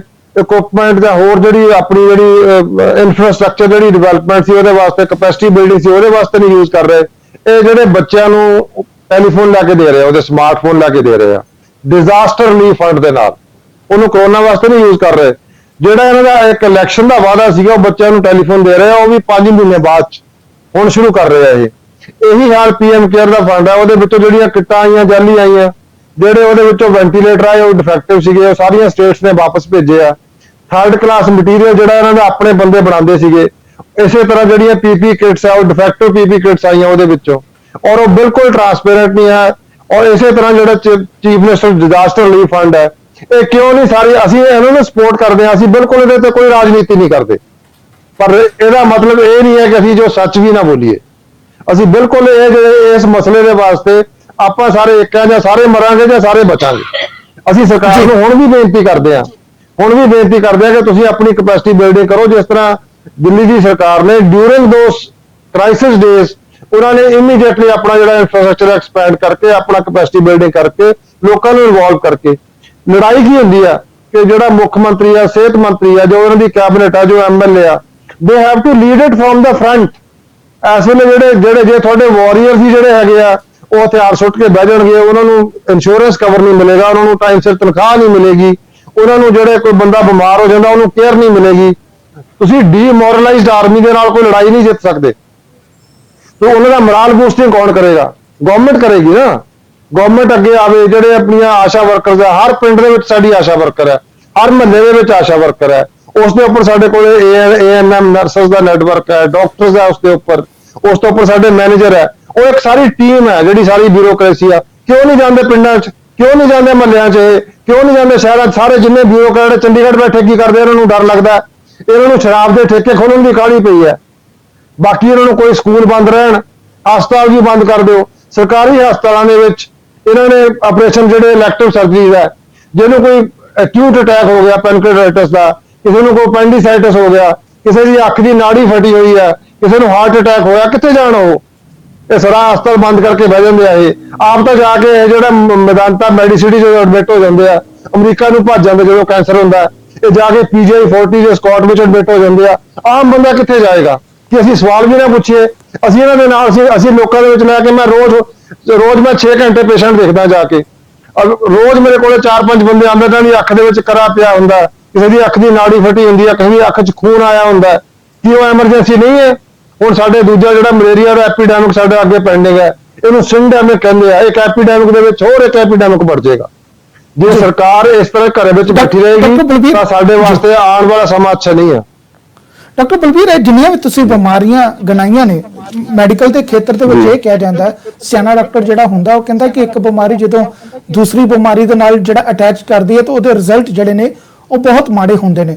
ਹੁਣ ਜਿਹੜੀਆਂ ਬਿਮਾਰੀਆਂ ਤੁਸੀਂ ਗਣਾਈਆਂ ਕਿ ਤਨਖਾਹਾਂ ਨਹੀਂ ਦਿੱਤੀਆਂ ਜਾ ਰਹੀਆਂ, ਆਪਣੇ ਆਪ ਨੂੰ ਅਪਡੇਟ ਨਹੀਂ ਕੀਤਾ ਗਿਆ, ਅਤੇ ਉਹ ਸਾਰੀਆਂ ਬਿਮਾਰੀਆਂ ਹੁਣ ਜਿਹੜੀਆਂ ਇਕੱਠੀਆਂ ਹੋ ਗਈਆਂ ਨੇ, ਹੁਣ ਉਹਦੇ ਨਾਲ ਆ ਕੇ ਕਰੋਨਾ ਮਹਾਮਾਰੀ ਜਿਹੜੀ ਆ ਕੇ ਜੁੜ ਗਈ, ਤੇ ਇਹਦਾ ਤੁਹਾਨੂੰ ਰਿਜ਼ਲਟ ਕੀ ਲੱਗਦਾ? ਤੁਸੀਂ ਮੈਡੀਕਲ ਖੇਤਰ ਦੇ ਵਿੱਚ ਵੀ ਹੋ, ਤੁਸੀਂ ਪੋਲੀਟੀਕਲ ਖੇਤਰ ਦੇ ਵਿੱਚ ਵੀ ਹੋ, ਤੁਹਾਨੂੰ ਲੱਗਦਾ ਕੀ ਹੈ ਕਿ ਜਿਸ ਤਰੀਕੇ ਨਾਲ ਆਪਾਂ ਚੱਲ ਰਹੇ ਹਾਂ ਦੀ ਤੁਹਾਨੂੰ ਅਗਲੀ ਆਉਣ ਵਾਲੀ ਤਸਵੀਰ ਕੀ ਨਜ਼ਰ ਆਉਂਦੀ ਹੈ?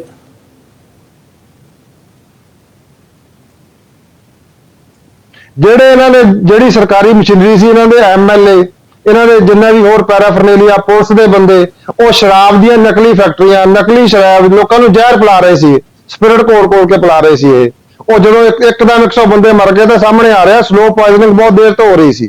ਇਹਨਾਂ ਨੂੰ ਜਿਸ ਤਰ੍ਹਾਂ ਹੁੰਦਾ ਨਹੀਂ ਕਿ ਜਿਵੇਂ ਤੁਸੀਂ ਸਿਰਫ ਇੱਕ ਡਾਕਟਰ ਦੀ ਐਗਜ਼ਾਮਪਲ ਦਿੱਤੀ ਆ, ਉਹ ਤਾਂ ਲੈਬੋਰਟਰੀ ਵਾਲਾ 3500 ਰੁਪਏ ਲੈਂਦਾ ਸੀ ਨਾ, ਇਹ ਤਾਂ 100 ਕਰੋੜ ਰੁਪਏ ਦੀ ਸ਼ਰਾਬ ਵੇਚ ਰਹੇ ਸੀ ਰੋਜ਼। ਕੋਈ ਕੰਪੈਰੀਜ਼ਨ ਹੀ ਨਹੀਂ ਹੈ। ਮੈਂ ਉਹਨੂੰ ਜਸਟੀਫਾਈ ਨਹੀਂ ਕਰਦਾ, ਲੇਕਿਨ ਮੈਂ ਜਿਹੜੀ ਇੱਕ ਐਕਸਟੈਂਟ ਆਫ ਕ੍ਰਾਈਮ ਹੈ ਵੀ ਇਹ ਜਿਹੜਾ ਪੋਲੀਟੀਸ਼ੀਅਨ ਕ੍ਰਾਈਮ ਕਰਦੇ ਉਹ ਕਿੰਨਾ ਵੱਡਾ ਕ੍ਰਾਈਮ ਕਰਦੇ ਆ ਜਿਹੜਾ ਕਿ ਡਿਸਕਸ਼ਨ ਵਿੱਚ ਨਹੀਂ ਆਉਂਦਾ। ਇਹਨਾਂ ਨੇ 110 ਬੰਦੇ 2 ਦਿਨ ਚ ਮਾਰ ਦਿੱਤੇ ਇਹਨਾਂ ਨੇ। ਉਹ ਕੀ ਉਹ ਮਰਡਰ ਨਹੀਂ ਹੈ? ਉਹ it's a murder by the political class.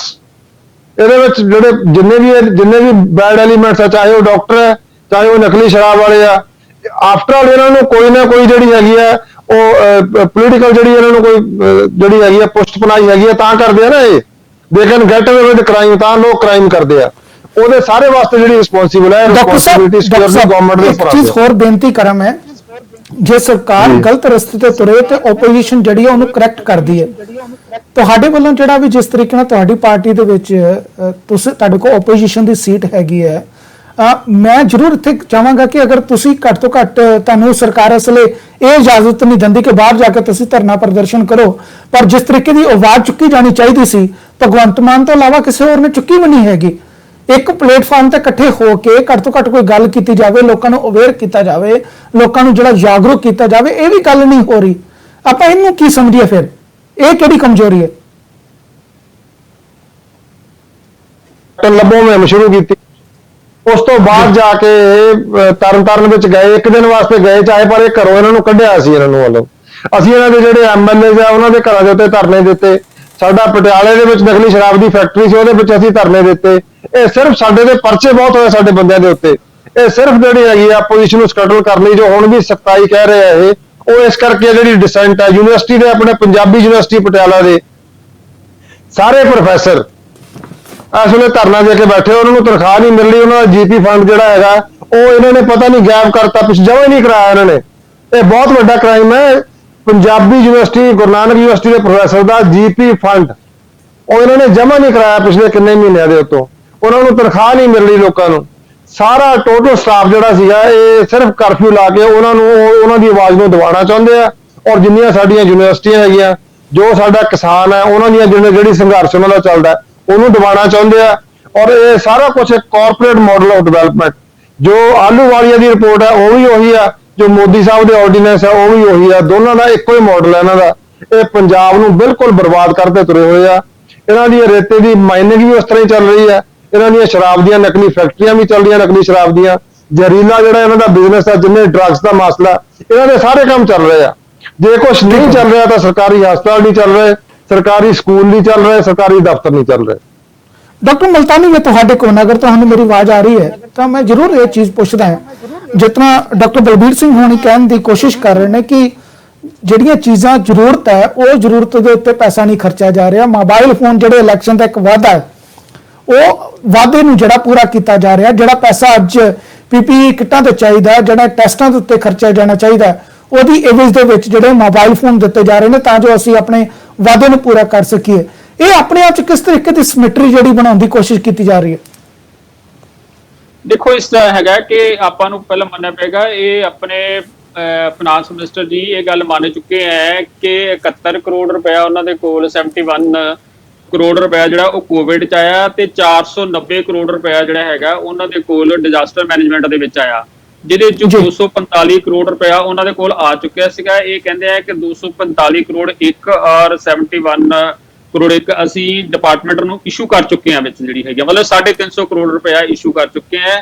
ਔਰ ਪੰਜਾਬ ਦੇ 22 ਡਿਸਟ੍ਰਿਕਟ ਜਿਹੜੇ ਹੈਗੇ ਨੇ ਉਹਨਾਂ 'ਚ ਕੋਈ ਐਸੀ ਚੀਜ਼ ਦਿਖਾਈ ਨਹੀਂ ਦੇ ਰਹੀ, ਜਿਹੜੇ ਕਿ ਆਪਾਂ ਨੂੰ ਪਹਿਲਾਂ ਮੰਨਣਾ ਪਏਗਾ ਕਿ ਇਹ ਜਿਹੜਾ ਹੁਣ ਸਟੇਜ ਸਾਡੀ ਚੱਲ ਰਹੀ ਹੈ ਇਹ ਕੋਈ ਅਵੇਅਰਨੈਸ ਵਾਲਾ ਪਾਰਟ ਨਹੀਂ ਹੈ, ਕੁਛ ਨਹੀਂ ਹੈ। ਸਟੇਜ 3 ਹੈਗੀ ਹੈ, ਇਹਦੇ 'ਚ ਮਰੀਜ਼ਾਂ ਨੂੰ ਡੀਲ ਕਰਨਾ। ਹੁਣ ਆਪਾਂ ਬਾਕੀ ਦੀਆਂ ਗੱਲਾਂ ਚ ਖਤਮ ਹੋ ਚੁੱਕੀਆਂ ਨੇ ਤੇ ਮਰੀਜ਼ਾਂ ਨੂੰ ਡੀਲ ਕਰਨ ਵਾਸਤੇ ਤੁਹਾਡੇ ਕੋਲ ਹੈ ਤਾਂ ਹੈ ਨਹੀਂ। ਡਾਕਟਰ ਸਾਹਿਬ ਨਾਲ ਇਸ ਗੱਲ ਨਾਲ ਆਪਾਂ ਵੀ ਐਗਰੀ ਕਰਨਾ ਹੈ ਕਿ ਇਹਨਾਂ ਨੇ ਪੈਸੇ ਜਿਹੜੇ ਹੈਗੇ ਆ ਡਿਵਰਟ ਕੀਤੇ ਆ, ਔਰ ਡਿਵਰਟ ਤੋਂ ਬਾਅਦ ਮਿਸਯੂਜ਼ ਕੀਤੇ ਆ। ਜਿਹੜੇ ਇਹ ਵਿੱਚ ਆ ਰਹੀ ਹੈ ਕਿ ਸ਼ਾਇਦ ਇਹਨਾਂ ਨੇ ਪੈਸੇ ਜਿਹੜੇ ਹੈਗੇ ਆ ਉਹ ਸਮਾਰਟਫੋਨ ਵਾਸਤੇ ਵੀ ਯੂਜ਼ ਕਰ ਲਏ। ਲੇਕਿਨ ਦੂਸਰੀ ਗੱਲ ਤੁਸੀਂ ਇਹਨਾਂ ਦੀ ਦੇਖੋ ਕਿ ਇਹਨਾਂ ਲੋਕਾਂ ਨੇ ਜਿਹੜਾ ਹੈਗਾ ਉਹ ਜਦੋਂ ਸਪਰੇ ਦੀ ਜ਼ਰੂਰਤ ਨਹੀਂ ਸੀਗੀ, ਸਪਰੇ ਕੀਤੀ, ਕਰੋੜਾਂ ਰੁਪਏ ਖਰਚ ਕੀਤੇ। ਫਿਰ ਇਹਨਾਂ ਨੇ ਜਿਹੜਾ ਹੈਗਾ ਵੱਡੇ ਵੱਡੇ ਪੋਸਟਰ ਲਾਤੇ ਸੜਕਾਂ ਦੇ ਕਿਨਾਰੇ, ਜਿਹਦੇ ਤੇ ਜਿਹੜਾ ਹੈਗਾ ਉਹ ਮੁੱਖ ਮੰਤਰੀ ਦਾ ਮੈਸੇਜ ਲਿਖ ਕੇ ਉਸ ਤੇ ਪੈਸੇ ਨਜਾਇਜ਼ ਖਰਚ ਕਰਤੇ। ਦਵਾਈਆਂ ਜਿਹੜੀਆਂ ਹੈਗੀਆਂ ਨੇ ਉਹ ਇੰਨੀਆਂ ਨਿਕੰਮੀਆਂ ਦੇ ਰਹੇ ਨੇ, ਹਰ ਇੱਕ ਬੰਦਾ ਰੋ ਰਿਹਾ ਹੈ। ਜਿਹੜੇ ਕੁਆਰੰਟਾਈਨ ਸੈਂਟਰਸ ਨੇ ਉਹ ਕਹਿੰਦੇ ਸਾਨੂੰ ਰੋਟੀ ਨਹੀਂ ਮਿਲ ਰਹੀ, ਉਹ ਆਪਣੀ ਜਗ੍ਹਾ ਤੇ ਰੋ ਰਹੇ ਆ। ਸਟਾਫ ਜਿਹੜਾ ਹੈਗਾ ਉਹ ਡੀਮੋਟੀਵੇਟਡ ਸਟੈਂਡ ਕਰਦਾ ਹੈ, ਕਿਉਂਕਿ ਇਹਨਾਂ ਨੇ ਬੜੇ ਸਾਲਾਂ ਤੋਂ ਉਹਨਾਂ ਦੇ ਪਿੱਛੇ ਉਹਨਾਂ ਦੇ ਲੱਗੇ ਸੀਗੇ ਕਿ ਤੁਹਾਨੂੰ ਅਸੀਂ ਰੈਗੂਲਰ ਕਰ ਦਾਂਗੇ, ਉਹ ਰੈਗੂਲਰ ਵਾਲੀ ਗੱਲ ਨਹੀਂ ਹੋਈ। ਤਨਖਾਹ ਆਪਾਂ ਨੂੰ ਮਿਲ ਰਹੀ। ਮੇਰਾ ਕਹਿਣ ਦਾ ਮਤਲਬ ਹੈਗਾ ਕਿ ਜਿਹੜੇ ਬੰਦਿਆਂ ਨੇ ਡੀਲ ਕਰਨਾ ਸੀ ਥੱਲੇ ਤੋਂ ਲੈ ਕੇ ਉੱਥੋਂ ਸ਼ੁਰੂ ਕਰਕੇ ਜਿਹੜੇ ਉੱਪਰ ਬੈਠੇ ਹੋਏ ਆ ਆਪਣੇ ਸਾਰਾ ਹੈਲਥ ਮਿਨਿਸਟਰ ਜਿਹੜੇ ਹੈਗੇ ਆ ਉਹ ਵਿਚਾਰੇ ਕੀ ਮੈਂ ਕਹਾਂ, ਹੁਣ ਮੇਰੇ ਵਾਸਤੇ ਕੋਈ ਵਰਡਸ ਨਹੀਂ ਰਹਿ ਗਏ, ਕਿਉਂਕਿ ਮੈਨੂੰ 3-4 ਮਹੀਨੇ ਹੋ ਗਏ ਬੋਲਦਿਆਂ ਨੂੰ ਬਾਰ-ਬਾਰ ਕਿ ਇਹ ਇੱਕ ਐਸੇ ਹੈਲਥ ਮਿਨਿਸਟਰ ਨੇ ਜਿਹੜੇ ਲੋਕਾਂ ਨੂੰ ਮਾਰਨਗੇ, ਕਿ ਉਹਨਾਂ ਨੂੰ ਕੋਈ ਕਿਸੇ ਕਿਸਮ ਦੀ ਕੋਈ ਜਾਣਕਾਰੀ ਨਹੀਂ ਹੈ।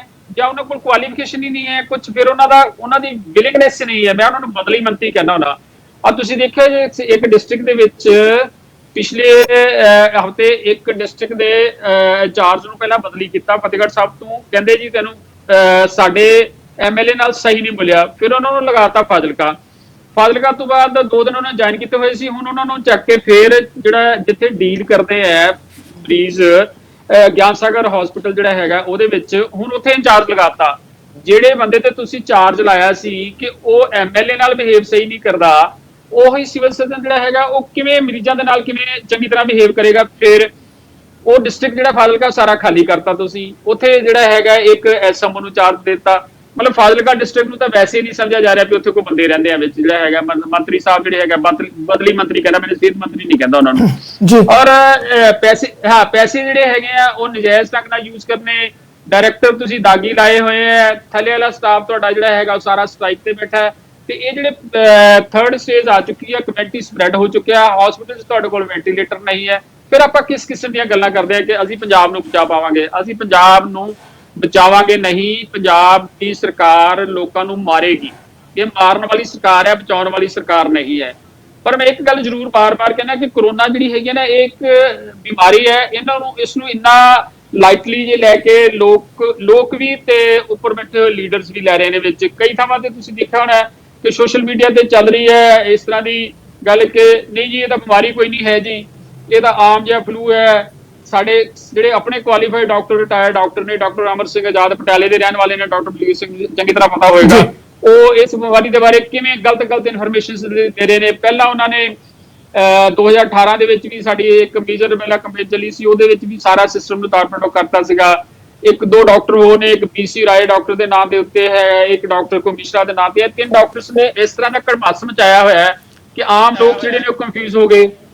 ਔਰ ਜੇ ਇਸ ਕੰਫਿਊਜ਼ਨ ਦੇ ਵਿੱਚ ਆਪਾਂ ਕਿਵੇਂ ਕਰੋਨਾ ਵਰਗੀ ਸੀਰੀਅਸ ਬਿਮਾਰੀ ਜਿਹੜੀ ਹੈਗੀ ਉਸ ਨੂੰ ਡੀਲ ਕਰਾਂਗੇ? ਸਰਕਾਰ ਜਿਹੜੀ ਹੈਗੀ ਹੈ ਆਪਣੀ ਵਿਲ ਨਹੀਂ ਹੈ, ਔਰ ਜਿਹੜੇ ਲੋਕ ਗਲਤ ਇਨਫੋਰਮੇਸ਼ਨ ਦੇ ਰਹੇ ਨੇ ਤੁਸੀਂ ਉਸ ਤੇ ਕੋਈ ਐਕਟ ਨਹੀਂ ਕਰ ਰਹੇ ਵਿੱਚ ਜੀ। ਸਟਾਫ ਨੂੰ ਤੁਸੀਂ ਮੋਟੀਵੇਟ ਨਹੀਂ ਕਰ ਰਹੇ, ਫਿਰ ਆਪਾਂ ਕਿਵੇਂ ਸੋਚ ਸਕਦੇ ਹਾਂ ਕਿ ਆਪਾਂ ਕਰੋਨਾ ਬਿਮਾਰੀ ਉੱਤੇ ਕੰਟਰੋਲ ਪਾਵਾਂਗੇ? ਡਾਕਟਰ ਮਲਤਾਨੀ, ਮੈਂ ਜ਼ਰੂਰ ਇੱਕ ਚੀਜ਼ ਇੱਥੇ ਕਹਿਣਾ ਕਿ ਜਿਹੜੇ ਹਾਲਾਤ ਨੇ ਇਹਦੇ ਵਿੱਚ ਬਹੁਤ ਸਾਰੇ ਲੋਕੀ ਇਹ ਕਹਿੰਦੇ ਨੇ ਕਿ ਜਿਹੜੀਆਂ ਘਰ ਦੀਆਂ ਦਵਾਈਆਂ ਨੇ, ਕੁਝ ਇਹੋ ਜਿਹੀਆਂ ਔਸ਼ਧੀਆਂ ਹੈਗੀਆਂ ਨੇ, ਇਹੋ ਜਿਹੀਆਂ ਚੀਜ਼ਾਂ ਹੈਗੀਆਂ ਨੇ ਜਿਹਦੇ ਨਾਲ ਤੁਸੀਂ ਥੋੜਾ ਬਹੁਤਾ ਜਿਹੜਾ ਆਪਣੇ ਆਪ ਤੇ ਪਰਹੇਜ਼ ਕਰ ਸਕਦੇ ਹੋ। ਪਰ ਹੁਣ ਜਦੋਂ ਟੀਵੀ ਦੇ ਉੱਤੇ ਆ ਕੇ ਜਦੋਂ ਬਾਰ-ਬਾਰ ਆਪਾਂ ਗੱਲ ਉਹ ਕਰਦੇ ਕਿ ਸ਼ਬਦਾਂ ਦੇ ਨਾਲੋਂ ਕਿਹੜਾ ਮੂੰਹ ਉਹਨਾਂ ਸ਼ਬਦਾਂ ਨੂੰ ਬੋਲ ਰਿਹਾ ਹੈ ਉਹ ਜ਼ਿਆਦਾ ਇੰਪੋਰਟੈਂਟ ਹੁੰਦਾ ਹੈ। ਜਦੋਂ ਫੇਸਬੁੱਕ ਤੇ ਆ ਕੇ ਕਮੈਂਟਾਂ ਦੇ ਜ਼ਿਆਦਾ ਲੈਣ ਵਾਸਤੇ ਜਾਂ ਜ਼ਿਆਦਾ ਲਾਈਕ ਲੈਣ ਵਾਸਤੇ ਆਪਾਂ ਇਹ ਕਹਿ ਦਿੰਦੇ ਆ ਕਿ ਇੱਕ ਪਾਸੋਂ ਨੱਕ ਦੇ ਨਿੰਬੂ ਪਾ ਲਓ ਤੇ ਨਿੰਬੂ ਨਿਚੋੜ ਕੇ ਦੂਸਰੇ ਨੱਕ ਪਾਸੋਂ ਕੱਢ ਲਓ ਤੇ ਇੱਕ ਵਾਰੀ ਝਟਕਾ ਜਿਹਾ ਲੱਗੇਗਾ ਤੇ ਤੁਸੀਂ ਠੀਕ ਹੋ ਜਾਓਗੇ। ਇਹ ਚੀਜ਼ਾਂ ਜਿਹੜੀਆਂ ਨੇ ਤੁਹਾਨੂੰ ਨਹੀਂ ਲੱਗਦਾ ਕਿ ਜ਼ਿਆਦਾ ਖਤਰਨਾਕ ਹੈ?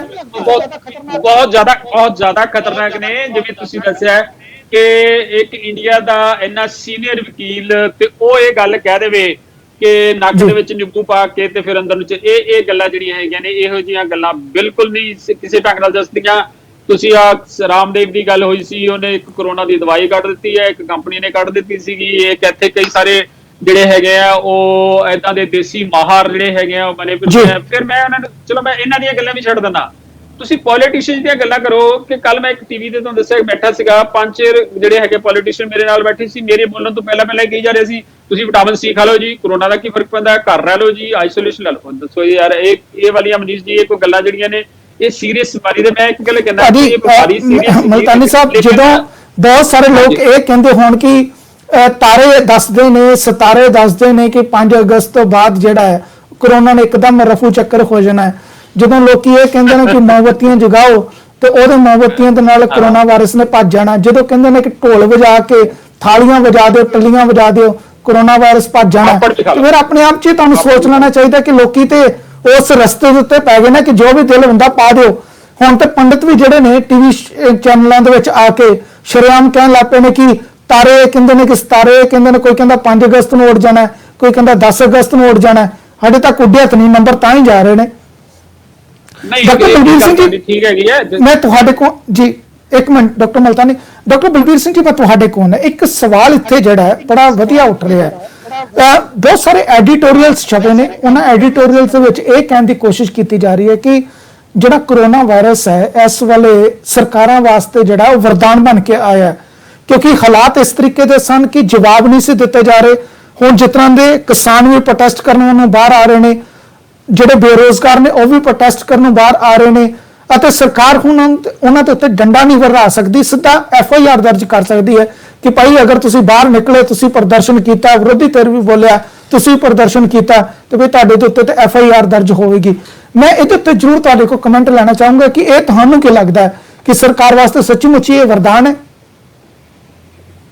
ਵਰਦਾਨ ਹੈ ਜੀ, ਬਿਲਕੁਲ ਵਰਦਾਨ ਹੈ। ਜੋ ਕਰੋਨਾ ਦੇ ਆਉਣ ਤੋਂ ਪਹਿਲਾਂ ਬੇਰੁਜ਼ਗਾਰੀ ਤੇ ਗੱਲ ਹੁੰਦੀ ਸੀ, ਬਿਮਾਰੀ ਤੇ ਗੱਲ ਹੁੰਦੀ ਸੀ, ਭ੍ਰਿਸ਼ਟਾਚਾਰ ਤੇ ਗੱਲ ਹੁੰਦੀ ਸੀ, ਜਾਂ ਜਿਹੜੇ ਪੰਜਾਬ ਦੇ ਬਹੁਤ ਸਾਰੇ ਜਿਸ ਤਰ੍ਹਾਂ ਕਿ ਧਾਰਮਿਕ ਗ੍ਰੰਥਾਂ ਦੀ ਬੇਅਦਬੀ ਦਾ ਮੁੱਦਾ ਸੀ, ਪਾਣੀ, ਜਿੰਨੇ ਵੀ ਮੁੱਦੇ ਸੀਗੇ ਸਾਰੇ ਬੈਕਗ੍ਰਾਉਂਡ ਦੇ ਵਿੱਚ ਚਲੇ ਗਏ। ਔਰ ਕੋਈ ਮੁੱਦਾ ਨਹੀਂ ਇਸ ਵੇਲੇ, ਸਿਰਫ ਕਰੋਨਾ ਦੇ ਵਿੱਚ ਜਿੰਨੇ ਵੀ ਇਹਨਾਂ ਦੇ ਏਜੰਡਾ ਸੀਗਾ, ਜੋ ਵੀ ਇਹਨਾਂ ਦਾ, ਚਾਹੇ ਉਹ ਕੇਂਦਰ ਸਰਕਾਰ ਹੈ, ਕਿਉਂਕਿ ਪਹਿਲਾਂ ਪਾਰਲੀਮੈਂਟ ਦੇ ਵਿੱਚ ਕੋਈ ਲਾਅ ਲੈ ਕੇ ਆਉਣਾ ਪੈਂਦਾ ਸੀ, ਇਹਨਾਂ ਨੂੰ ਉੱਥੇ ਕੋਈ ਡਰਾਫਟ ਲੈ ਕੇ ਆਉਣਾ ਪੈਂਦਾ ਸੀ, ਉਹਦੇ ਤੇ ਡਿਸਕਸ਼ਨ ਹੁੰਦੀ ਸੀ, ਚਾਹੇ ਉਹ ਗੱਲ এনवायरमेंट ਦੀ ਆ, ਚਾਹੇ ਉਹ ਜਿਹੜੇ ਕਿਸਾਨਾਂ ਬਾਰੇ ਜਿਹੜੇ 3 ਆਰਡੀਨੈਂਸ ਲੈ ਕੇ ਆਏ ਆ, ਜਾਂ ਬਿਜਲੀ ਸੋਧ ਬਿੱਲ ਹੈ, ਜਿੰਨੇ ਵੀ ਇਹਨਾਂ ਦੇ ਕਾਰਪੋਰੇਟ ਏਜੰਡਾ ਸੀਗਾ, ਜਾਂ ਜਿਹੜੇ ਲੋਕਾਂ ਦੇ ਜਿਹੜੇ ਅਮੀਰ ਬੰਦਿਆਂ ਦੇ ਕਰਜ਼ੇ ਵਾਪਸ ਕਾਰਪੋਰੇਟਾਂ ਦੇ ਜਿਹੜੇ ਕਰਜ਼ੇ ਮਾਫ ਕਰਨੇ ਆ, ਉਹਦਾ ਮੁੱਦਾ ਹੈ। ਜਿੰਨੇ ਵੀ ਇਹਨਾਂ ਦਾ ਨੈਗੇਟਿਵ ਏਜੰਡਾ ਸੀਗਾ, they are ਪੁਸ਼ਿੰਗ it during this epidemic.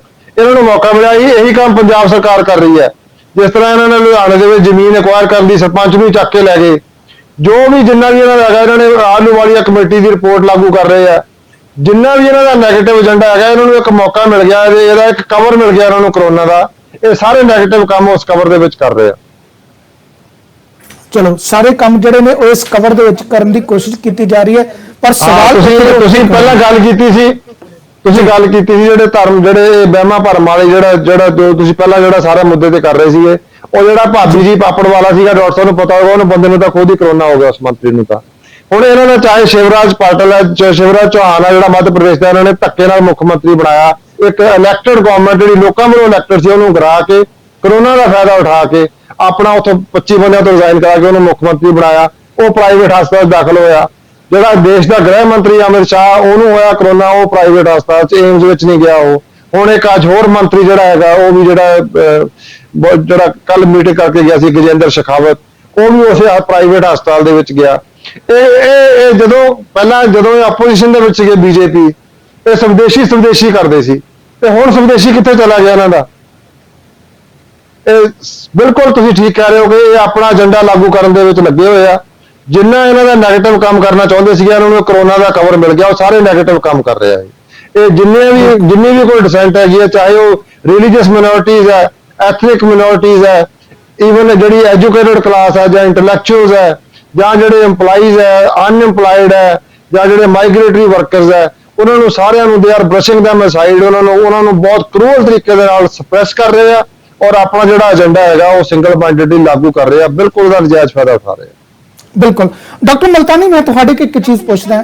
ਪੁਰਾਣੇ ਸਮੇਂ ਦੇ ਵਿੱਚ ਖਾਸ ਤੌਰ ਤੇ ਸਰਕਾਰੀ ਬੱਸਾਂ, ਮਿੰਨੀ ਬੱਸਾਂ ਦੇ ਵਿੱਚ ਇੱਕ ਸਲੋਗਨ ਲਿਖਿਆ ਹੁੰਦਾ ਸੀ, ਸਰਵਾਰੀ ਆਪਣੀ ਸਮਾਨ ਦੀ ਆਪ ਜ਼ਿੰਮੇਵਾਰ ਹੈ। ਤੇ ਇਹ ਮੈਂ ਜ਼ਰੂਰ ਪੁੱਛਣਾ ਚਾਹੁੰਦਾ ਕਿ ਚਲੋ ਹੁਣ ਸਰਕਾਰਾਂ ਦਾ ਹਾਲਾਤ ਤੇ ਤੁਹਾਨੂੰ ਪਤਾ ਹੀ ਹੈ, ਇੱਕ ਇਕੱਲੀ ਪੰਜਾਬ ਸਰਕਾਰ ਨਹੀਂ, ਹਰ ਪਾਸੇ ਇਸ ਤਰ੍ਹਾਂ ਦੇ ਹਾਲਾਤ ਜਿਹੜੇ ਚੱਲ ਰਹੇ ਨੇ। ਹੁਣ ਸਵਾਰੀਆਂ ਜਿਹੜਾ ਨੇ ਆਪਣੇ ਸਮਾਨ ਦਾ ਕਿਸ ਤਰ੍ਹਾਂ ਜਿਹੜਾ ਉਹ ਧਿਆਨ ਰੱਖਣ, ਤੁਹਾਡਾ ਕੀ ਮੈਸੇਜ ਆ ਉਹਨਾਂ ਨੂੰ? ਨਹੀਂ, ਬਿਲਕੁਲ, ਮੈਂ ਇਸ ਗੱਲ ਦੇ ਨਾਲ, ਮੇਰੀ ਇਹ ਜਿਹੜੀ ਲਾਈਨ ਹੈਗੀ ਹੈ, ਸਵਾਰੀ ਆਪਣੇ ਸਮਾਨ ਦੀ ਆਪ ਜ਼ਿੰਮੇਵਾਰ ਹੈ, ਇਹ ਗੱਲ ਆਪਾਂ ਨੂੰ ਪਹਿਲੀ ਗੱਲ ਤਾਂ ਸਮਝਣੀ ਪਏਗੀ ਕਿ ਸਰਕਾਰ ਦੀ ਸਿਹਤ ਜਿਹੜਾ ਮਹਿਕਮਾ ਹੈ, ਉਹ ਕੁਝ ਦੀ ਸੋਸ਼ਲ ਜ਼ਿੰਮੇਵਾਰੀ ਹੈ, ਪਰ ਜਿਹੜਾ ਆਦਮੀ ਦਾ ਸਰੀਰ ਹੈ, ਉਸ ਦੇ ਉੱਤੇ ਸਰਕਾਰ ਦਾ ਕੋਈ ਹੱਕ ਨਹੀਂ ਹੈ। ਇਹ ਪ੍ਰਾਈਵੇਟ ਪਰਸਨਲ ਗੱਲ ਹੈ, ਆਪਣੀ ਪਰਸਨਲ ਗੱਲ ਹੁੰਦੀ ਹੈ। ਅੱਜ ਜੋ ਹਾਲਾਤ ਬਣੇ ਹੋਏ ਨੇ, ਜੇ ਲੋਕਾਂ ਨੇ ਆਪਣੀ ਸਿਹਤ ਦੀ ਖਿਆਲ ਆਪ ਨਾ ਰੱਖਿਆ ਤਾਂ ਸਰਕਾਰ ਕੋਲ ਭੁੱਲ ਜਾਓ। ਔਰ ਇਹ ਗੱਲ ਮੈਂ ਇੱਕ ਗਵਰਨਮੈਂਟ ਆਫੀਸਰ, ਰਿਟਾਇਰਡ ਆਫੀਸਰ ਹੋਣ ਦੇ ਨਾਤੇ ਮੈਂ ਇਹ ਗੱਲ ਜ਼ਰੂਰ ਤੁਹਾਨੂੰ ਕਹਿ ਸਕਦਾ ਕਿ ਲੋਕਾਂ ਦੀਆਂ ਸਿਹਤ ਦੇ ਪ੍ਰਤੀ ਬਹੁਤ ਹੀ ਗਲਤ ਧਾਰਨਾਵਾਂ ਨੇ, ਔਰ ਲੋਕ ਸਿਹਤ ਦੇ ਪ੍ਰਤੀ ਜਾਗਰੂਕ ਨਹੀਂ ਹੈ, ਔਰ ਲੋਕ ਸਿਹਤ ਦੇ ਪ੍ਰਤੀ ਆਪਣੀ ਜ਼ਿੰਮੇਵਾਰੀ ਵੀ ਨਹੀਂ ਲੈਣਾ ਚਾਹੁੰਦੇ। ਮੈਂ ਇਹ ਗੱਲ, ਭਾਵੇਂ ਮੈਂ 100% ਇਸ ਗੱਲ ਦੇ ਨਾਲ ਸਹਿਮਤ ਹਾਂ, ਸਰਕਾਰ ਆਪਣੀ ਜ਼ਿੰਮੇਵਾਰੀ ਨਹੀਂ ਨਿਭਾ ਰਹੀ। ਸਰਕਾਰ, ਮੈਂ ਪਹਿਲਾਂ ਇੱਕ ਵਰਡ ਯੂਜ਼ ਕੀਤਾ ਕਿ ਸਰਕਾਰ ਤੁਹਾਨੂੰ ਬਚਾਉਣ ਵਾਸਤੇ ਨਹੀਂ ਹੈ, ਸਰਕਾਰ ਤੁਹਾਨੂੰ ਮਾਰਨ ਵਾਸਤੇ ਹੈ। ਪਰ ਇੱਕ ਗੱਲ ਨੂੰ ਜ਼ਰੂਰ ਆਪਾਂ ਨੂੰ ਮਨੀਸ਼ੀ ਯਾਦ ਰੱਖਣਾ ਪਏਗਾ ਵੀ ਇਹ ਕਰੋਨਾ ਬਿਮਾਰੀ ਹੈ, ਸੀਰੀਅਸ ਬਿਮਾਰੀ ਹੈ। ਇਹ ਜਿਹੜੀ ਆਪਾਂ ਇਲਜ਼ਾਮ ਦੂਸਰੇ ਢੰਗ ਨਾਲ ਲਗਾਉਂਦੇ ਆ, ਕਈ ਪੋਲੀਟੀਕਲ ਪਾਰਟੀਆਂ ਲਗਾ ਰਹੀਆਂ ਨੇ, ਜਿਹੜਾ ਹੈਗਾ ਇਸ ਤਰ੍ਹਾਂ ਨਹੀਂ ਹੈਗਾ ਕਿ ਸਰਕਾਰ ਪਹਿਲਾਂ ਬਿਮਾਰੀ ਇੱਕ ਲੈ ਕੇ ਆਈ ਹੈ ਤੇ ਫਿਰ ਆਪਣੇ ਆਪ ਨੂੰ ਕਵਰ ਕਰਨ ਦੀ ਕੋਸ਼ਿਸ਼ ਕਰੀ ਹੈ। ਜੇ ਅੱਜ ਪੋਲੀਟੀਕਲੀ ਵੀ ਆਪਾਂ ਸੋਚੀਏ, ਜੇ ਅੱਜ ਵੀ ਇਲੈਕਸ਼ਨਸ ਹੋ ਜਾਣ ਤਾਂ ਸਾਰੀਆਂ ਸਰਕਾਰਾਂ ਪ੍ਰੈਜ਼ੈਂਟ ਹਾਰ ਜਾਣਗੀਆਂ, ਭਾਵੇਂ ਕੋਈ ਵੀ ਸਰਕਾਰ ਹੋਵੇ, ਸੈਂਟਰ ਦੀ ਹੋਵੇ ਚਾਹੇ ਪੰਜਾਬ ਦੀ ਹੋਵੇ। ਸੋ ਅੱਜ ਆਪਾਂ ਦੀ ਸਿਹਤ ਖਰਾਬ ਹੋ ਰਹੀ ਹੈ, ਲੋਕਾਂ ਨੂੰ ਅਵੇਅਰ ਹੋਣਾ ਪਏਗਾ ਕਿ ਸਿਹਤ ਖਰਾਬ ਹੋ ਰਹੀ ਹੈ, ਮੇਰੀ ਸਿਹਤ ਹੈ, ਮੈਂ ਜ਼ਿੰਮੇਵਾਰ ਹਾਂ। ਜੇ ਉੱਥੇ ਲੋਕ ਸਮਝਣਗੇ ਤੇ ਇਹ ਜਿਹੜੀਆਂ ਗੱਲਾਂ ਜਿਹੜੀਆਂ ਆਪਾਂ ਬਾਰ-ਬਾਰ ਕਹਿ ਰਹੇ ਆ ਕਿ ਸੋਸ਼ਲ ਡਿਸਟੈਂਸ ਬਣਾ ਕੇ ਰੱਖਣਾ ਹੈ, ਹੱਥ ਧੋਣੇ ਹੈ, ਬਿਨਾਂ ਵਜ੍ਹਾ ਤੋਂ ਘਰੋਂ ਬਾਹਰ ਨਹੀਂ ਜਾਣਾ, ਇਸ ਗੱਲ ਨੂੰ ਤਿਉਹਾਰ ਨਹੀਂ ਮਨਾਉਣੇ ਔਰ ਬਿਨਾਂ ਵਜ੍ਹਾ ਤੋਂ ਖਰੀਦੋ-ਫਰੋਖਤੀ ਨਹੀਂ ਕਰਨੀ, ਇਹਨਾਂ ਗੱਲਾਂ ਵਾਸਤੇ ਆਪਾਂ ਨੂੰ ਖਿਆਲ ਰੱਖਣਾ ਪਏਗਾ। ਅਸੀਂ ਇਸ ਚੀਜ਼ ਨੂੰ ਬਿਲਕੁਲ ਮੰਨਦੇ ਹਾਂ, ਧਿਆਨ ਜਿਹੜਾ ਆਪਣੇ ਆਪ ਰੱਖਣਾ ਪਵੇਗਾ। ਪਰ ਮੈਂ ਜ਼ਰੂਰ ਇੱਕ ਚੀਜ਼ ਦੀ ਇੱਥੇ ਗੱਲ ਕਰਦਾ ਕਿ ਹੁਣ ਜਿਸ ਤਰੀਕੇ ਦੇ ਹਾਲਾਤ ਬਣੇ ਹੋਏ ਨੇ, ਸਰਕਾਰਾਂ ਨੂੰ ਵੀ ਜ਼ਿੰਮੇਵਾਰੀ ਜਿਹੜੀ ਹੈ ਜ਼ਰੂਰ ਨਿਭਾਉਣੀ ਚਾਹੀਦੀ ਹੈ। ਅਸੀਂ ਵੇਖਦੇ ਹਾਂ ਵਿਦੇਸ਼ਾਂ ਦੇ ਵਿੱਚ ਬਹੁਤ ਸਾਰੇ NGOs ਨੇ ਇਕੱਠੇ ਹੋ ਕੇ ਜਿਹੜਾ ਲੋਕਾਂ ਨੂੰ ਮਾਸਕ ਵੰਡੇ ਨੇ, ਲੋਕਾਂ ਨੂੰ ਜਿਹੜੇ ਨੇ ਇੱਥੇ ਸੈਨੀਟਾਈਜ਼ਰ ਵੰਡੇ ਨੇ, ਹੋਰ ਜਿਹੜੀਆਂ ਸਹੂਲਤਾਂ ਦਿੱਤੀਆਂ ਨੇ, ਉਸੇ ਤਰੀਕੇ ਦੀਆਂ ਸਹੂਲਤਾਂ ਜਿਹੜੀਆਂ ਨੇ ਉੱਥੇ ਵੀ ਕਿਤੇ ਨਾ ਕਿਤੇ ਦੇਣ ਦੀ ਲੋੜ ਹੈਗੀ ਹੈ, ਕਿਉਂਕਿ ਤਾਂ ਜੋ ਲੋਕ ਆਪਣੀ ਪ੍ਰੀਕਾਸ਼ਨ ਜਿਹੜੀ ਆਪ ਲੈ ਸਕਣ। ਹੁਣ ਅਸੀਂ ਇਹ ਕਲੀਅਰਲੀ ਜਾਣਦੇ ਹਾਂ, ਚੰਗੀ ਭਲਾ ਸਾਡੇ ਸਾਹਮਣੇ ਭਲੀ ਭਾਂਤੀ ਇਹ ਚੰਗਾ ਹੈਗਾ, ਚੰਗੀ ਤਰੀਕੇ ਨਾਲ ਪਤਾ ਹੈ ਕਿ ਜੇ ਇੱਕ ਕਾਰ ਦੇ ਵਿੱਚ ਕੋਈ ਮਾਸਕ ਨਹੀਂ ਲਾਉਂਦਾ ਜਾਂ ਉਹਦੇ ਨਾਲ ਕੋਈ ਲੋਕ ਬੈਠੇ ਨੇ ਜਾਂ ਮੋਟਰਸਾਈਕਲ ਦੇ ਉੱਤੇ ਕੋਈ ਬਿਨਾਂ ਮਾਸਕ ਤੋਂ ਨਿਕਲਦਾ ਤਾਂ ਉਹਦਾ ਜਿਹੜਾ ਚਲਾਨ ਕੱਟ ਦਿੱਤਾ ਜਾਂਦਾ। ਪਰ ਜਦੋਂ ਬੱਸ ਦੇ ਵਿੱਚ ਟਰੈਵਲ ਕੀਤਾ ਜਾਂਦਾ, ਬਹੁਤ ਸਾਰੇ ਲੋਕੀ ਜਿਹੜੇ ਨੇ ਅਣਗਹਿਲੀਆਂ ਕਰਦੇ ਨੇ, ਬੈਂਕ ਦੇ ਵਿੱਚ ਜਿਹੜੇ ਨੇ ਅਣਗਹਿਲੀਆਂ ਕਰਦੇ ਨੇ। ਇਸ ਤਰੀਕੇ ਦੀਆਂ ਚੀਜ਼ਾਂ ਨੂੰ ਜਿਹੜਾ ਆਪ ਹੀ ਸਾਵਧਾਨੀ ਦੇ ਤੌਰ ਤੇ ਵਰਤਣ ਦੀ ਲੋੜ ਹੈਗੀ ਹੈ। ਪਰ ਬਾਰ-ਬਾਰ ਗੱਲ ਉਹੀ ਕਹੀ ਜਾਂਦੀ ਹੈ ਕਿ ਸਰਕਾਰਾਂ ਨੂੰ ਵੀ ਕਿਤੇ ਨਾ ਕਿਤੇ ਸੁਚੇਤ ਹੋਣ ਦੀ ਲੋੜ ਹੈ, ਕਿਉਂਕਿ ਮੌਕਾ ਜਿਹੜਾ ਹੱਥੋਂ ਨਿਕਲ ਰਿਹਾ ਹੈ, ਲੋਕਾਂ ਦੀਆਂ ਜਾਨਾਂ ਜਿਹੜੀਆਂ ਨੇ ਉਹ ਖਤਰੇ ਦੇ ਵਿੱਚ ਜਾ ਰਹੀਆਂ ਨੇ। ਅਤੇ ਇਹ ਨਾ ਕਹੀਏ ਕਿ ਸਿਰਫ ਇੱਥੇ 971 ਮਰੇ ਨੇ ਤੇ ਉੱਥੇ ਇੰਨੇ ਜ਼ਿਆਦਾ ਮਰ ਗਏ ਨੇ ਤਾਂ ਅਸੀਂ ਬਚਾਅ ਕਰਾ ਲਿਆ, ਉਹ ਆਪਣੇ ਆਪ 'ਚ ਜਿਹੜਾ ਕਿਤੇ ਨਾ ਕਿਤੇ ਗਲਤ ਹੈਗਾ। ਜਾਂਦੇ ਜਾਂਦੇ ਡਾਕਟਰ ਬਲਬੀਰ ਸਿੰਘ ਜੀ, ਇੱਕ ਸਵਾਲ ਕਿ ਤੁਹਾਡੀ ਪਾਰਟੀ ਆਉਣ ਵਾਲੇ ਸਮੇਂ ਦੇ ਵਿੱਚ ਵਿਧਾਨ ਸਭਾ ਦਾ ਸਪੈਸ਼ਲ ਸੈਸ਼ਨ ਦੀ ਮੰਗ ਕਰੇਗੀ, ਉੱਥੇ ਦੁੱਧ ਦਾ ਦੁੱਧ ਅਤੇ ਪਾਣੀ ਦਾ ਪਾਣੀ ਦਾ ਸਵਾਲ ਕਰੇਗੀ ਕਿ ਤੁਸੀਂ ਕਲੀਅਰ ਕਰੋ ਤੁਸੀਂ ਕੀਤਾ ਕੀ ਹੈ ਅਤੇ ਤੁਹਾਡੇ ਕੋਲ ਫੰਡ ਕਿੱਥੇ ਆਏ, ਖਰਚੇ ਕਿੱਥੇ ਕੀਤੇ ਨੇ, ਕਿ ਇਸ ਤਰੀਕੇ ਦੀ ਕੋਈ ਡਿਮਾਂਡ ਜਿਹੜੀ ਹੈ ਤੁਸੀਂ ਰੱਖਣ ਜਾ ਰਹੇ ਹੋ? ਤੁਹਾਨੂੰ ਸ਼ਾਇਦ ਪਤਾ ਨਹੀਂ ਹੈ, 28 ਤਰੀਕ ਨੂੰ ਉਹਨਾਂ ਨੇ ਇੱਕ ਦਿਨ ਦਾ ਕੀ ਹੈ 4-5 ਘੰਟੇ ਦਾ ਸੈਸ਼ਨ ਬੁਲਾਇਆ। ਇੱਕ ਅਸੀਂ ਚਾਹੁੰਦੇ ਸੀ ਵੀ ਪੰਜਾਬ ਦੇ ਬਹੁਤ ਸਾਰੇ ਮਸਲੇ ਆ, ਕਰੋਨਾ ਦਾ ਐਪੀਡੈਮਿਕ ਹੈ, ਨਕਲੀ ਸ਼ਰਾਬ ਦਾ ਮੁੱਦਾ ਸੀ, SYL ਦਾ ਮੁੱਦਾ ਇਸ ਵੇਲੇ ਬਹੁਤ ਗਰਮ ਹੈ, ਕਰਮਚਾਰੀਆਂ ਦਾ ਮੁੱਦਾ, ਜਿੰਨੇ ਯੂਨੀਵਰਸਿਟੀਆਂ ਦੇ EMPLOYEES ਜਿੰਨੇ ਵੀ ਸਾਰੇ ਬੈਠੇ ਸੜਕਾਂ ਤੇ ਉਹਨਾਂ ਦੇ ਮੁੱਦੇ ਆ, ਬੇਰੁਜ਼ਗਾਰੀ ਦੇ ਮੁੱਦੇ ਆ, ਲੋਕਾਂ ਦਾ ਕੰਮ ਠੱਪ ਹੋ ਰਿਹਾ ਉਹਨਾਂ ਦੇ ਮੁੱਦੇ ਆ। ਇਹ ਘੱਟੋ ਘੱਟ ਵੀ ਇੱਕ ਹਫ਼ਤੇ ਦਾ। ਔਰ ਦੂਜੀ ਗੱਲ ਹੈ ਕਿ ਸਰਕਾਰ ਬਹਾਨਾ ਮਾਰਦੀ ਹੈ ਕਿ ਸਾਡੇ ਕੋਲੇ ਜਿਹੜੀ ਹੈਗੀ ਆ ਸੋਸ਼ਲ ਡਿਸਟੈਂਸਿੰਗ ਮੇਨਟੇਨ ਨਹੀਂ ਹੋਣੀ। ਕਿਉਂ ਨਹੀਂ ਹੋਣੀ ਜੀ? ਤੁਹਾਡੇ ਕੋਲੇ ਵਿਜ਼ਟਰ ਗੈਲਰੀ ਆ, ਤੁਹਾਡੇ ਕੋਲੇ ਪ੍ਰੈਸ ਗੈਲਰੀ ਆ, ਉਹ ਸਾਰਾ ਕੁਝ ਖਤਮ ਕਰਕੇ ਉੱਥੇ MLAs ਬਿਠਾ ਦਿਓ, ਸੋਸ਼ਲ ਡਿਸਟੈਂਸ ਮੇਨਟੇਨ ਕਰੋ। ਲੇਕਿਨ ਅਸੀਂ ਹੁਣ ਵੀ ਮੰਗ ਕਰਦੇ ਹਾਂ, ਮੈਂ ਤੁਹਾਡੇ ਥਰੂ ਵੀ ਮੰਗ ਕਰਦਾ, ਅਸੀਂ ਲਗਾਤਾਰ ਮੰਗ ਕਰਦੇ ਹਾਂ, ਅਸੀਂ ਸਪੀਕਰ ਸਾਹਿਬ ਨੂੰ ਲਿਖ ਕੇ ਵੀ ਦਿੱਤਾ ਕਿ ਇਹੋ ਜਿਹੇ ਵੇਲੇ ਦਾ ਘੱਟੋ ਘੱਟ ਇੱਕ ਹਫ਼ਤੇ ਦਾ ਸੈਸ਼ਨ ਹੋਣਾ ਚਾਹੀਦਾ, ਲੋਕਾਂ ਦੇ ਸਾਰੇ ਮਸਲੇ ਡਿਸਕਸ ਹੋਣੇ ਚਾਹੀਦੇ ਆ ਜਿਹੜੇ ਸਾਡੀ ਸਟੇਟ ਵਾਸਤੇ ਬਹੁਤ ਜ਼ਿਆਦਾ ਇੰਪੋਰਟੈਂਟ ਆ। ਜਿਹੜੇ ਕੇਂਦਰ ਦੇ ਆਰਡੀਨੈਂਸ ਹੈ ਉਹਦੇ ਬਾਰੇ ਆਪਾਂ ਮਸਲੇ ਪਾਸ ਕਰਕੇ ਸਟੇਟ ਅਸੈਂਬਲੀ ਵੱਲੋਂ ਆਪਾਂ ਉਹਨੂੰ ਰਿਜੈਕਟ ਕਰੀਏ, ਜਿੰਨੇ ਵੀ ਚਾਹੇ ਉਹ ਬਿਜਲੀ ਸੋਧ ਬਿੱਲ ਹੈ ਜਾਂ ਕਿਸਾਨਾਂ ਦੇ ਮੁੱਦੇ ਆ, ਜਿਹੜੇ ਪ੍ਰੋਫੈਸਰ ਜਿੰਨੇ ਵੀ ਸਾਡੇ ਸਿਹਤ ਕਰਮਚਾਰੀ ਜਾਂ ਜਿਹੜੇ ਸਾਡੇ ਦਫ਼ਤਰਾਂ ਦਾ ਜਿੰਨੇ ਵੀ ਸਾਡਾ ਅਮਲਾ ਜਿਹੜਾ ਸੜਕਾਂ ਤੇ ਬੈਠਾ ਹੈ ਉਹਨਾਂ ਬਾਰੇ ਸਾਰਿਆਂ ਬਾਰੇ ਵਿਚਾਰ ਕਰੀਏ, ਉਹਨਾਂ ਦੇ ਮਸਲੇ ਹੱਲ ਕਰੀਏ ਔਰ ਆਪਾਂ ਇਕੱਠੇ ਹੋ ਕੇ ਇਸ ਮਹਾਮਾਰੀ ਦਾ ਸਾਹਮਣਾ ਕਰੀਏ। ਮੈਂ ਅਖੀਰ ਤੇ ਇੱਕ ਜਿਹੜੀ ਅਪੀਲ ਹੈ ਮੈਂ ਸਾਰੇ ਭਰਾਵਾਂ ਨੂੰ ਕਰਨਾ ਚਾਹੁੰਦਾ, ਚਾਹੇ ਦੁਨੀਆ ਦੇ ਕੋਈ ਬੰਦਾ ਵੀ ਮੇਰੀ ਆਵਾਜ਼ ਸੁਣਦਾ ਹੋਵੇ, ਕਿ ਜਿੰਨੀ ਦੇਰ ਇਹ ਕਰੋਨਾ ਦੀ ਵੈਕਸੀਨੇਸ਼ਨ ਨਹੀਂ ਆ ਜਾਂਦੀ, ਤੁਸੀਂ ਵੈਕਸੀਨੇਟ ਨਹੀਂ ਹੋ ਜਾਂਦੇ, ਜਦੋਂ ਘਰੋਂ ਨਿਕਲਣਾ ਤਾਂ ਤੁਹਾਡਾ ਮੂੰਹ ਤੇ ਨੱਕ ਢਕੇ ਹੋਣੇ ਚਾਹੀਦੇ ਆ, ਬਾਹਰ ਜਾ ਕੇ ਚਿਹਰੇ ਤੇ ਹੱਥ ਲਗਾਉਣਾ ਨਹੀਂ ਔਰ ਘਰ ਵਾਪਸ ਆਉਂਦੇ ਸਾਰ ਸਾਬਣ ਨਾਲ ਹੱਥ ਧੋਣੇ ਆ। ਕੋਸ਼ਿਸ਼ ਕਰਨੀ ਆ ਕਿ ਕਿਸੇ ਬੰਦੇ ਦੇ ਬਹੁਤ ਜ਼ਿਆਦਾ ਨਜ਼ਦੀਕ ਨਾ ਜਾਓ, ਜੇ ਲੋੜ ਹੋਵੇ ਤਾਂ ਬਾਹਰ ਜਾਓ, ਨਹੀਂ ਤਾਂ ਨਾ ਜਾਓ, ਘਰ ਦੇ ਵਿੱਚ ਰਹੋ ਆਪਣੇ। ਖਾਸ ਕਰਕੇ ਜਿਹੜੇ ਬਜ਼ੁਰਗ ਆ, ਉਹਨਾਂ ਨੂੰ ਕੋਈ sugar, blood pressure, heart disease, cancer ਜਾਂ ਕੋਈ ਹੋਰ ਬਿਮਾਰੀ ਹੈ, ਉਹਨਾਂ ਦੀ ਖਾਸ ਕਰਕੇ ਪ੍ਰੋਟੈਕਸ਼ਨ ਕਰੋ, ਬੱਚਿਆਂ ਦੀ ਕਰੋ, ਗਰਭਵਤੀ ਔਰਤਾਂ ਦੀ ਕਰੋ, ਉਹਨਾਂ ਦਾ ਖਾਸ ਧਿਆਨ ਰੱਖੋ। ਔਰ ਮੈਂ ਸਰਕਾਰ ਬਿਲਕੁਲ ਜੀ ਆਖਰੀ ਬੇਨਤੀ ਮੈਂ ਸਰਕਾਰ ਨੂੰ ਕਰਦਾ ਕਿ ਤੁਸੀਂ ਦੇਰ ਆਏ ਦਰੁਸਤ ਆਏ, ਹੁਣ ਤਾਂ ਆ ਜਾਓ, ਆਓ ਲੋਕਾਂ ਦੇ ਵਿੱਚ ਆਓ, ਅੱਗੇ ਆ ਕੇ ਸਾਨੂੰ ਲੀਡ ਕਰੋ, ਅਸੀਂ ਤੁਹਾਡੇ ਨਾਲ ਹੈ, ਅਸੀਂ ਸਰਕਾਰ ਨੂੰ ਪੂਰਾ ਸਹਿਯੋਗ ਕਰਾਂਗੇ, ਅਸੀਂ ਕੋਈ ਰਾਜਨੀਤੀ ਨਹੀਂ ਕਰਾਂਗੇ, ਅਸੀਂ ਸਰਕਾਰ ਦੇ ਨਾਲ ਖੜਾਂਗੇ। ਅਸੀਂ ਇੱਕ ਡਾਕਟਰ ਹੋਣ ਦੇ ਨਾਤੇ ਵੀ, ਇੱਕ ਮੁੱਖ ਵਿਰੋਧੀ ਧਿਰ ਹੋਣ ਦੇ ਨਾਤੇ ਵੀ, ਜੇ ਇਹਨਾਂ ਦਾ ਜਿੱਥੇ MLA ਜਾਏਗਾ ਅਸੀਂ ਉਹਦੇ ਨਾਲ ਜਾਵਾਂਗੇ, ਲੋਕਾਂ ਦੇ ਵਿੱਚ ਜਾਈਏ, ਉਹਨਾਂ ਨੂੰ ਐਜੂਕੇਟ ਕਰੀਏ, ਲੋਕਾਂ ਨੂੰ ਸਮਝਾਈਏ, ਅਸੀਂ ਖੁਦ ਉਹ ਜਿਹੜੇ ਸਾਰੇ ਨੋਰਮ ਜਿਹੜੀਆਂ ਮੈਂ ਗੱਲਾਂ ਕਹੀਆਂ ਅਸੀਂ ਉਹਨੂੰ ਫੋਲੋ ਕਰੀਏ ਤਾਂ ਕਿ ਲੋਕ ਸਾਨੂੰ ਦੇਖ ਕੇ ਸਿੱਖ ਸਕਣ। ਅਸੀਂ ਆਪਣਾ ਸਿਹਤ ਦਾ ਜਿਹੜਾ ਹੈਗਾ ਉਹ ਕੈਪੈਸਿਟੀ ਬਿਲਡਿੰਗ ਕਰੀਏ ਤਾਂ ਕਿ ਕੋਈ ਬੰਦਾ ਕੱਲ ਨੂੰ ਇਹ ਹਾਲਾਤ ਨਾ ਆ ਜਾਣ ਕਿ ਵੈਂਟੀਲੇਟਰ ਇੱਕ ਹੈ ਔਰ ਮਰੀਜ਼ 4 ਆ ਔਰ 3 ਮਰੀਜ਼ ਬਿਨਾਂ ਵੈਂਟੀਲੇਟਰ ਦੇ ਮਰ ਜਾਣ ਜਾਂ ਸਾਡੇ ਕੋਲੇ ਬੈੱਡ ਨਾ ਹੋਣ।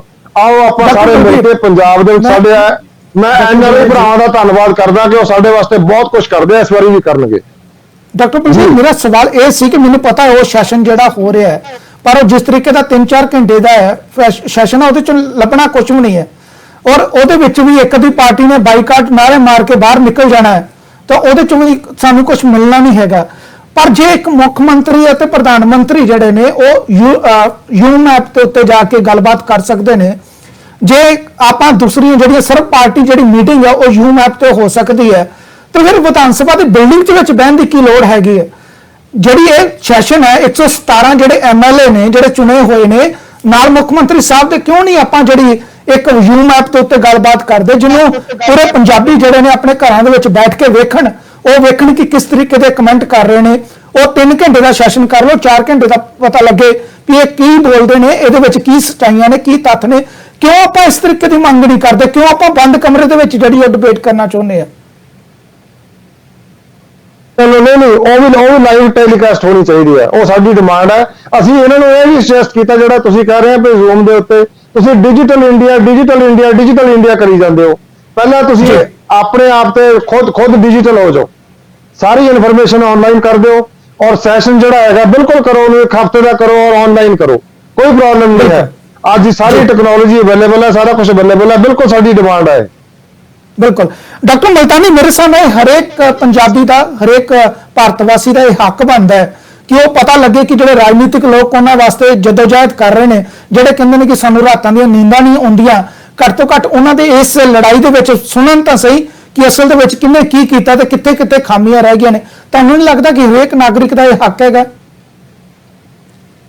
ਬਿਲਕੁਲ, ਹਰੇਕ ਨਾਗਰਿਕ ਨੂੰ ਇਹ ਹੱਕ ਹੈ ਜਾਣਨ ਦਾ ਕਿ ਜਿਹੜੀ ਸਰਕਾਰ ਉਹਨਾਂ ਨੇ ਚੁਣ ਕੇ ਭੇਜੀ ਸੀ ਉਹ ਉਹਨਾਂ ਵਾਸਤੇ ਕੀ ਕਰਦੀ ਹੈ। ਔਰ ਮੈਂ ਬਾਰ-ਬਾਰ ਇਹ ਵਰਡ ਯੂਜ਼ ਕਰੂੰਗਾ ਕਿ ਸਰਕਾਰ ਹੁਣ ਦੀ ਘੜੀ ਉਸ ਕੋਲ ਜ਼ੀਰੋ ਹੈ। ਸਰਕਾਰ ਤੁਹਾਨੂੰ ਮਾਰਨ ਵਾਸਤੇ ਤਿਆਰ ਹੈ, ਬਚਾਉਣ ਵਾਸਤੇ ਤਿਆਰ ਨਹੀਂ ਹੈ। ਮੇਰੇ ਵਰਡ ਇਹੀ ਰਹਿਣਗੇ ਮੁੜ ਕੇ ਜਿਹੜੇ ਹੈਗੇ ਆ, ਕਿਉਂਕਿ ਤੁਸੀਂ ਦੇਖੋ ਨਾ, ਥੱਲੇ ਤੋਂ ਲੈ ਕੇ ਜਿਨ੍ਹਾਂ ਲੋਕਾਂ ਨੇ ਸਿਖਾਉਣਾ ਸੀਗਾ, ਲੋਕਾਂ ਨੂੰ ਬਿਮਾਰੀ ਬਾਰੇ ਦੱਸਣਾ ਸੀ, ਉਹ ਤਾਂ ਸਟ੍ਰਾਈਕ ਤੇ ਬੈਠੇ ਆ। ਨੰਬਰ 2, ਜਿਹੜੇ ਜਿਨ੍ਹਾਂ ਨੇ ਅੱਗੇ ਕੁਝ ਇਲਾਜ ਕਰਨਾ ਸੀਗਾ, ਡਾਕਟਰਸ ਜਿਹੜੇ ਹੈਗੇ ਆ ਉਹ ਘਬਰਾਏ ਬੈਠੇ ਆ। ਉਹਨਾਂ ਨੂੰ ਜੋ ਫੈਸਿਲਿਟੀਜ਼ ਮਿਲਣੀ ਚਾਹੀਦੀਆਂ ਸੀ ਨਹੀਂ ਮਿਲੀਆਂ। ਉਹਨਾਂ ਦੇ ਵਿੱਚ ਮੋਗੇ ਉਸ ਦਿਨ ਹੋਇਆ, ਇੱਕ ਐਮਐਲਏ ਜਿਹੜਾ ਹੈਗਾ ਪਤਾ ਨਹੀਂ ਕੀ ਉਹ ਬਦਤਮੀਜ਼ੀ ਕਰਕੇ ਬਦਸਲੂਕੀ ਕਰਕੇ ਗਿਆ ਸਟਾਫ ਨਾਲ। ਡਾਕਟਰ ਜਿਹੜੇ ਸਟ੍ਰਾਈਕ ਤੇ ਬੈਠੇ ਆ। ਉੱਪਰੋਂ ਜਿਹੜੀ ਹੈਗੀ ਹੈ ਤੁਹਾਡੇ ਕੋਲ, ਤੁਸੀਂ ਕਹਿੰਦੇ ਸਾਡੇ ਕੋਲ ਪੈਸੇ ਨਹੀਂ ਹੈਗੇ, ਪੈਸੇ ਤੁਸੀਂ ਮਿਸਯੂਜ਼ ਕਰੀ ਜਾ ਰਹੇ ਹੋ। ਉੱਪਰ ਤੁਹਾਡੇ ਡਾਇਰੈਕਟਰ ਜਿਹੜੇ ਨੇ ਉਹ ਦਾਗੀ ਬੈਠੇ ਹੋਏ ਆ। ਮਿਨਿਸਟਰ ਜਿਹੜਾ ਹੈਗਾ ਤੁਹਾਡਾ, ਉਸ ਨੂੰ ਵੈਸੇ ਕੁਝ ਨਹੀਂ ਪਤਾ ਸਿਹਤ ਬਾਰੇ। ਫਿਰ ਆਪਾਂ ਕਿਸ ਚੀਜ਼ ਦੀ ਜਿਹੜੀ ਹੈਗੀ ਆ ਗੱਲਾਂ ਕਰਦੇ ਆ? ਕੁਝ ਬਹੁਤਾ ਸਾਰਾ ਹਿੱਸਾ ਜਿਹੜਾ ਹੈਗਾ ਉਹ ਨਾਨ ਟੈਕਨੀਕਲ ਬੰਦੇ ਜਿਹੜੇ ਹੈਗੇ ਨੇ, ਐਸਡੀਐਮ ਡੀਸੀ, ਉਹ ਆਪਣੇ ਹੱਥ 'ਚ ਲਈ ਬੈਠੇ ਆ ਔਰ ਉਹਨਾਂ ਨੂੰ ਹੈਲਥ ਬਾਰੇ ਕੋਈ ਵੀ ਜਾਣਕਾਰੀ ਨਹੀਂ ਹੈ। ਆਰਡਰਸ ਉਹ ਕਰਦੇ ਆ। ਸੈਕਟਰੀ ਹੈਲਥ ਆ ਪਰਸਨ ਵਾਈਜ਼ ਅਗਰ ਹੁਣ ਚੇਂਜ ਕਰ ਦਿੱਤਾ ਤੁਸੀਂ, ਜਿਹੜਾ ਹੈਗਾ ਸਿਵਲ ਸਰਜਨ ਤੁਸੀਂ ਚੇਂਜ ਕਰੀ ਜਾ ਰਹੇ ਹੋ ਵਿੱਚ। ਤੁਸੀਂ ਮੇਰਾ ਕਹਿਣ ਦਾ ਹੈਗਾ ਕਿ ਸਰਕਾਰ, ਜੇ ਆਪਾਂ ਇਹ ਜਿਹੜੀ ਆਪਾਂ ਗੱਲ ਕੀਤੀ ਹੈ ਕਿ 1 ਦਿਨ ਦਾ ਸੈਸ਼ਨ ਹੋਣਾ ਹੈ, ਚਾਹੇ ਆਪਾਂ ਅੱਧਾ ਘੰਟਾ ਵੀ ਲਈਏ, ਇਹਨਾਂ ਦੇ ਕੋਲ ਕੋਈ ਜਵਾਬ ਨਹੀਂ ਹੈ। ਭਾਵੇਂ ਇਹਨਾਂ ਕੋਲ 15 ਦਿਨ ਲਾ ਲਈਏ ਆਪਾਂ, 15 ਦਿਨ ਦੇ ਸੈਸ਼ਨ ਦੇ ਬਾਅਦ ਵੀ ਇਹਨਾਂ ਕੋਲ ਕੋਈ ਜਵਾਬ ਨਹੀਂ ਹੈ ਹੁੰਦੀ ਘੜੀ। ਅੱਜ ਮੈਂ ਸਿਰਫ ਰਿਕੁਐਸਟ ਇਸ ਕਰਕੇ ਬਾਰ-ਬਾਰ ਕਰਦਾ ਕਿ ਬਿਮਾਰੀ ਖਤਰਨਾਕ ਹੈ, ਆਪਾਂ ਬਚਣਾ ਹੈ ਅੱਜ ਦੀ ਡੇਟ ਦੇ ਵਿੱਚ। ਇਹਨਾਂ ਦੇ ਨਾਲ ਨਿਪਟਣ ਵਾਸਤੇ ਫਿਰ ਜੇ ਇੱਕੋ ਗੱਲ ਬਾਰ-ਬਾਰ ਇਹ ਗੱਲ ਕਹੀ ਜਾਂਦੀ ਹੈ, ਫਿਰ ਜਦੋਂ ਆਉਣਗੀਆਂ ਵੋਟਾਂ ਫਿਰ ਇਹਨਾਂ ਦਾ ਨਿਪਟ ਲਈਓ। ਫਿਰ ਹੁਣ ਇਹਨਾਂ ਦਾ ਕੀ ਕੀਤਾ ਜਾ ਸਕਦਾ? ਵੋਟਾਂ ਪਾ ਕੇ ਬਣਾਇਆ ਤਾਂ ਸਿਆਣੇ ਆਖਦੇ ਨੇ ਕਿ ਚਲਦੀ ਜੰਗ ਦੇ ਵਿੱਚ ਕਦੀ ਵੀ ਜਰਨੈਲ ਜਿਹੜਾ ਉਹ ਨਹੀਂ ਬਦਲੀਦਾ, ਇਹਦਾ ਪੂਰੀ ਫੌਜ ਦੇ ਉੱਤੇ ਜਿਹੜਾ ਉਹ ਅਸਰ ਪੈਂਦਾ ਹੈ। ਇਹ ਬਿਲਕੁਲ ਜਾਇਜ਼ ਹੈ ਕਿ ਜਦੋਂ ਤੁਸੀਂ ਇਸ ਤਰੀਕੇ ਦੇ ਨਾਲ ਜਿਹੜੇ ਆਫੀਸਰ ਜਿਹੜੇ ਹੈਗੇ ਨੇ, ਜਿਹਨੇ ਪਹਿਲਾਂ ਤੇ 5-7 ਦਿਨ ਲਾ ਕੇ ਆਪਣੇ ਸਟਾਫ ਦੇ ਨਾਲ ਗੱਲਬਾਤ ਕੀਤੀ ਹੁੰਦੀ ਹੈ, ਕਰਨਾ ਕੀ ਹੈ, ਯਕਦਮ ਉਹਨੂੰ ਬਦਲ ਕੇ ਜਿਹੜਾ ਤੁਸੀਂ ਦੂਸਰੀ ਜਗ੍ਹਾ ਲਾ ਦਿਓ, ਉਹ ਫਿਰ ਉਹ ਤਿਆਰੀ ਜਿਹੜੀ ਉੱਥੇ ਕਰਦਾ ਰਹੇ, ਤਾਂ ਇਸ ਤਰ੍ਹਾਂ ਜਿਹੜੇ ਨੇ ਫਰੂਟਫੁਲ ਰਿਜ਼ਲਟ ਜਿਹੜੇ ਉਹ ਨਹੀਂ ਆ ਸਕਦੇ। ਉਮੀਦ ਕਰਦੇ ਹਾਂ ਕਿ ਕਿਤੇ ਨਾ ਕਿਤੇ ਸਰਕਾਰ ਜਿਹੜੀ ਇਹਨਾਂ ਸਵਾਲਾਂ ਦਾ ਜਵਾਬ ਦੇਗੀ ਤੇ ਓਪੋਜੀਸ਼ਨ ਜਿਹੜੀ ਹੈ ਉਹ ਜਵਾਬ ਲੈਣ ਦੀ ਕੋਸ਼ਿਸ਼ ਵੀ ਕਰੇਗੀ। ਡਾਕਟਰ ਬਲਬੀਰ ਸਿੰਘ ਜੀ, ਤੁਹਾਡਾ ਬਹੁਤ-ਬਹੁਤ ਧੰਨਵਾਦ। ਡਾਕਟਰ ਦਲੇਰ ਸਿੰਘ ਮੁਲਤਾਨੀ ਜੀ, ਤੁਹਾਡਾ ਵੀ ਬਹੁਤ-ਬਹੁਤ ਧੰਨਵਾਦ। ਤੁਸੀਂ ਆਪਣਾ ਕੀਮਤੀ ਸਮਾਂ ਦਿੱਤਾ। ਆਉਣ ਵਾਲੇ ਸਮੇਂ ਦੇ ਵਿੱਚ ਵੀ ਤੁਹਾਡੀਆਂ ਸੇਵਾਵਾਂ ਅਸੀਂ ਇਸੇ ਤਰੀਕੇ ਨਾਲ ਲੈਂਦੇ ਰਵਾਂਗੇ। ਬਹੁਤ-ਬਹੁਤ ਤੁਹਾਡਾ ਧੰਨਵਾਦ। ਹੁਣ ਇੱਥੇ ਤੁਹਾਡੇ ਕੋਲ ਲੈਂਦੇ ਹਾਂ ਇਜਾਜ਼ਤ।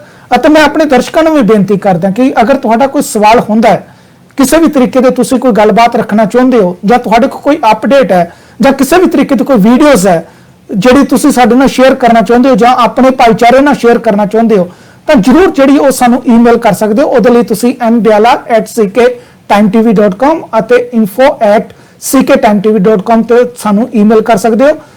ਸਾਡਾ WhatsApp ਨੰਬਰ ਜਿਹੜਾ ਤੁਹਾਡੀ ਟੀਵੀ ਸਕਰੀਨ ਦੇ ਉੱਤੇ ਆ ਰਿਹਾ, ਉਹਦੇ ਉੱਤੇ ਵੀ ਤੁਸੀਂ ਸਾਨੂੰ ਸੰਪਰਕ ਕਰ ਸਕਦੇ ਹੋ। ਅਸੀਂ ਪੂਰੀ ਕੋਸ਼ਿਸ਼ ਕਰਾਂਗੇ ਤੁਹਾਡੇ ਹਰੇਕ ਸਵਾਲ ਦਾ ਅਸੀਂ ਜਵਾਬ ਜਿਹੜਾ ਉਹ ਦੇਣ ਦੀ ਕੋਸ਼ਿਸ਼ ਕਰੀਏ। ਸੋ ਮੈਨੂੰ ਇੱਥੇ ਤੱਕ ਦਿਓ ਇਜਾਜ਼ਤ। ਬਹੁਤ ਬਹੁਤ ਧੰਨਵਾਦ। ਰੱਬ ਰਾਖਾ। ਸਤਿ ਸ਼੍ਰੀ ਅਕਾਲ ਜੀਓ।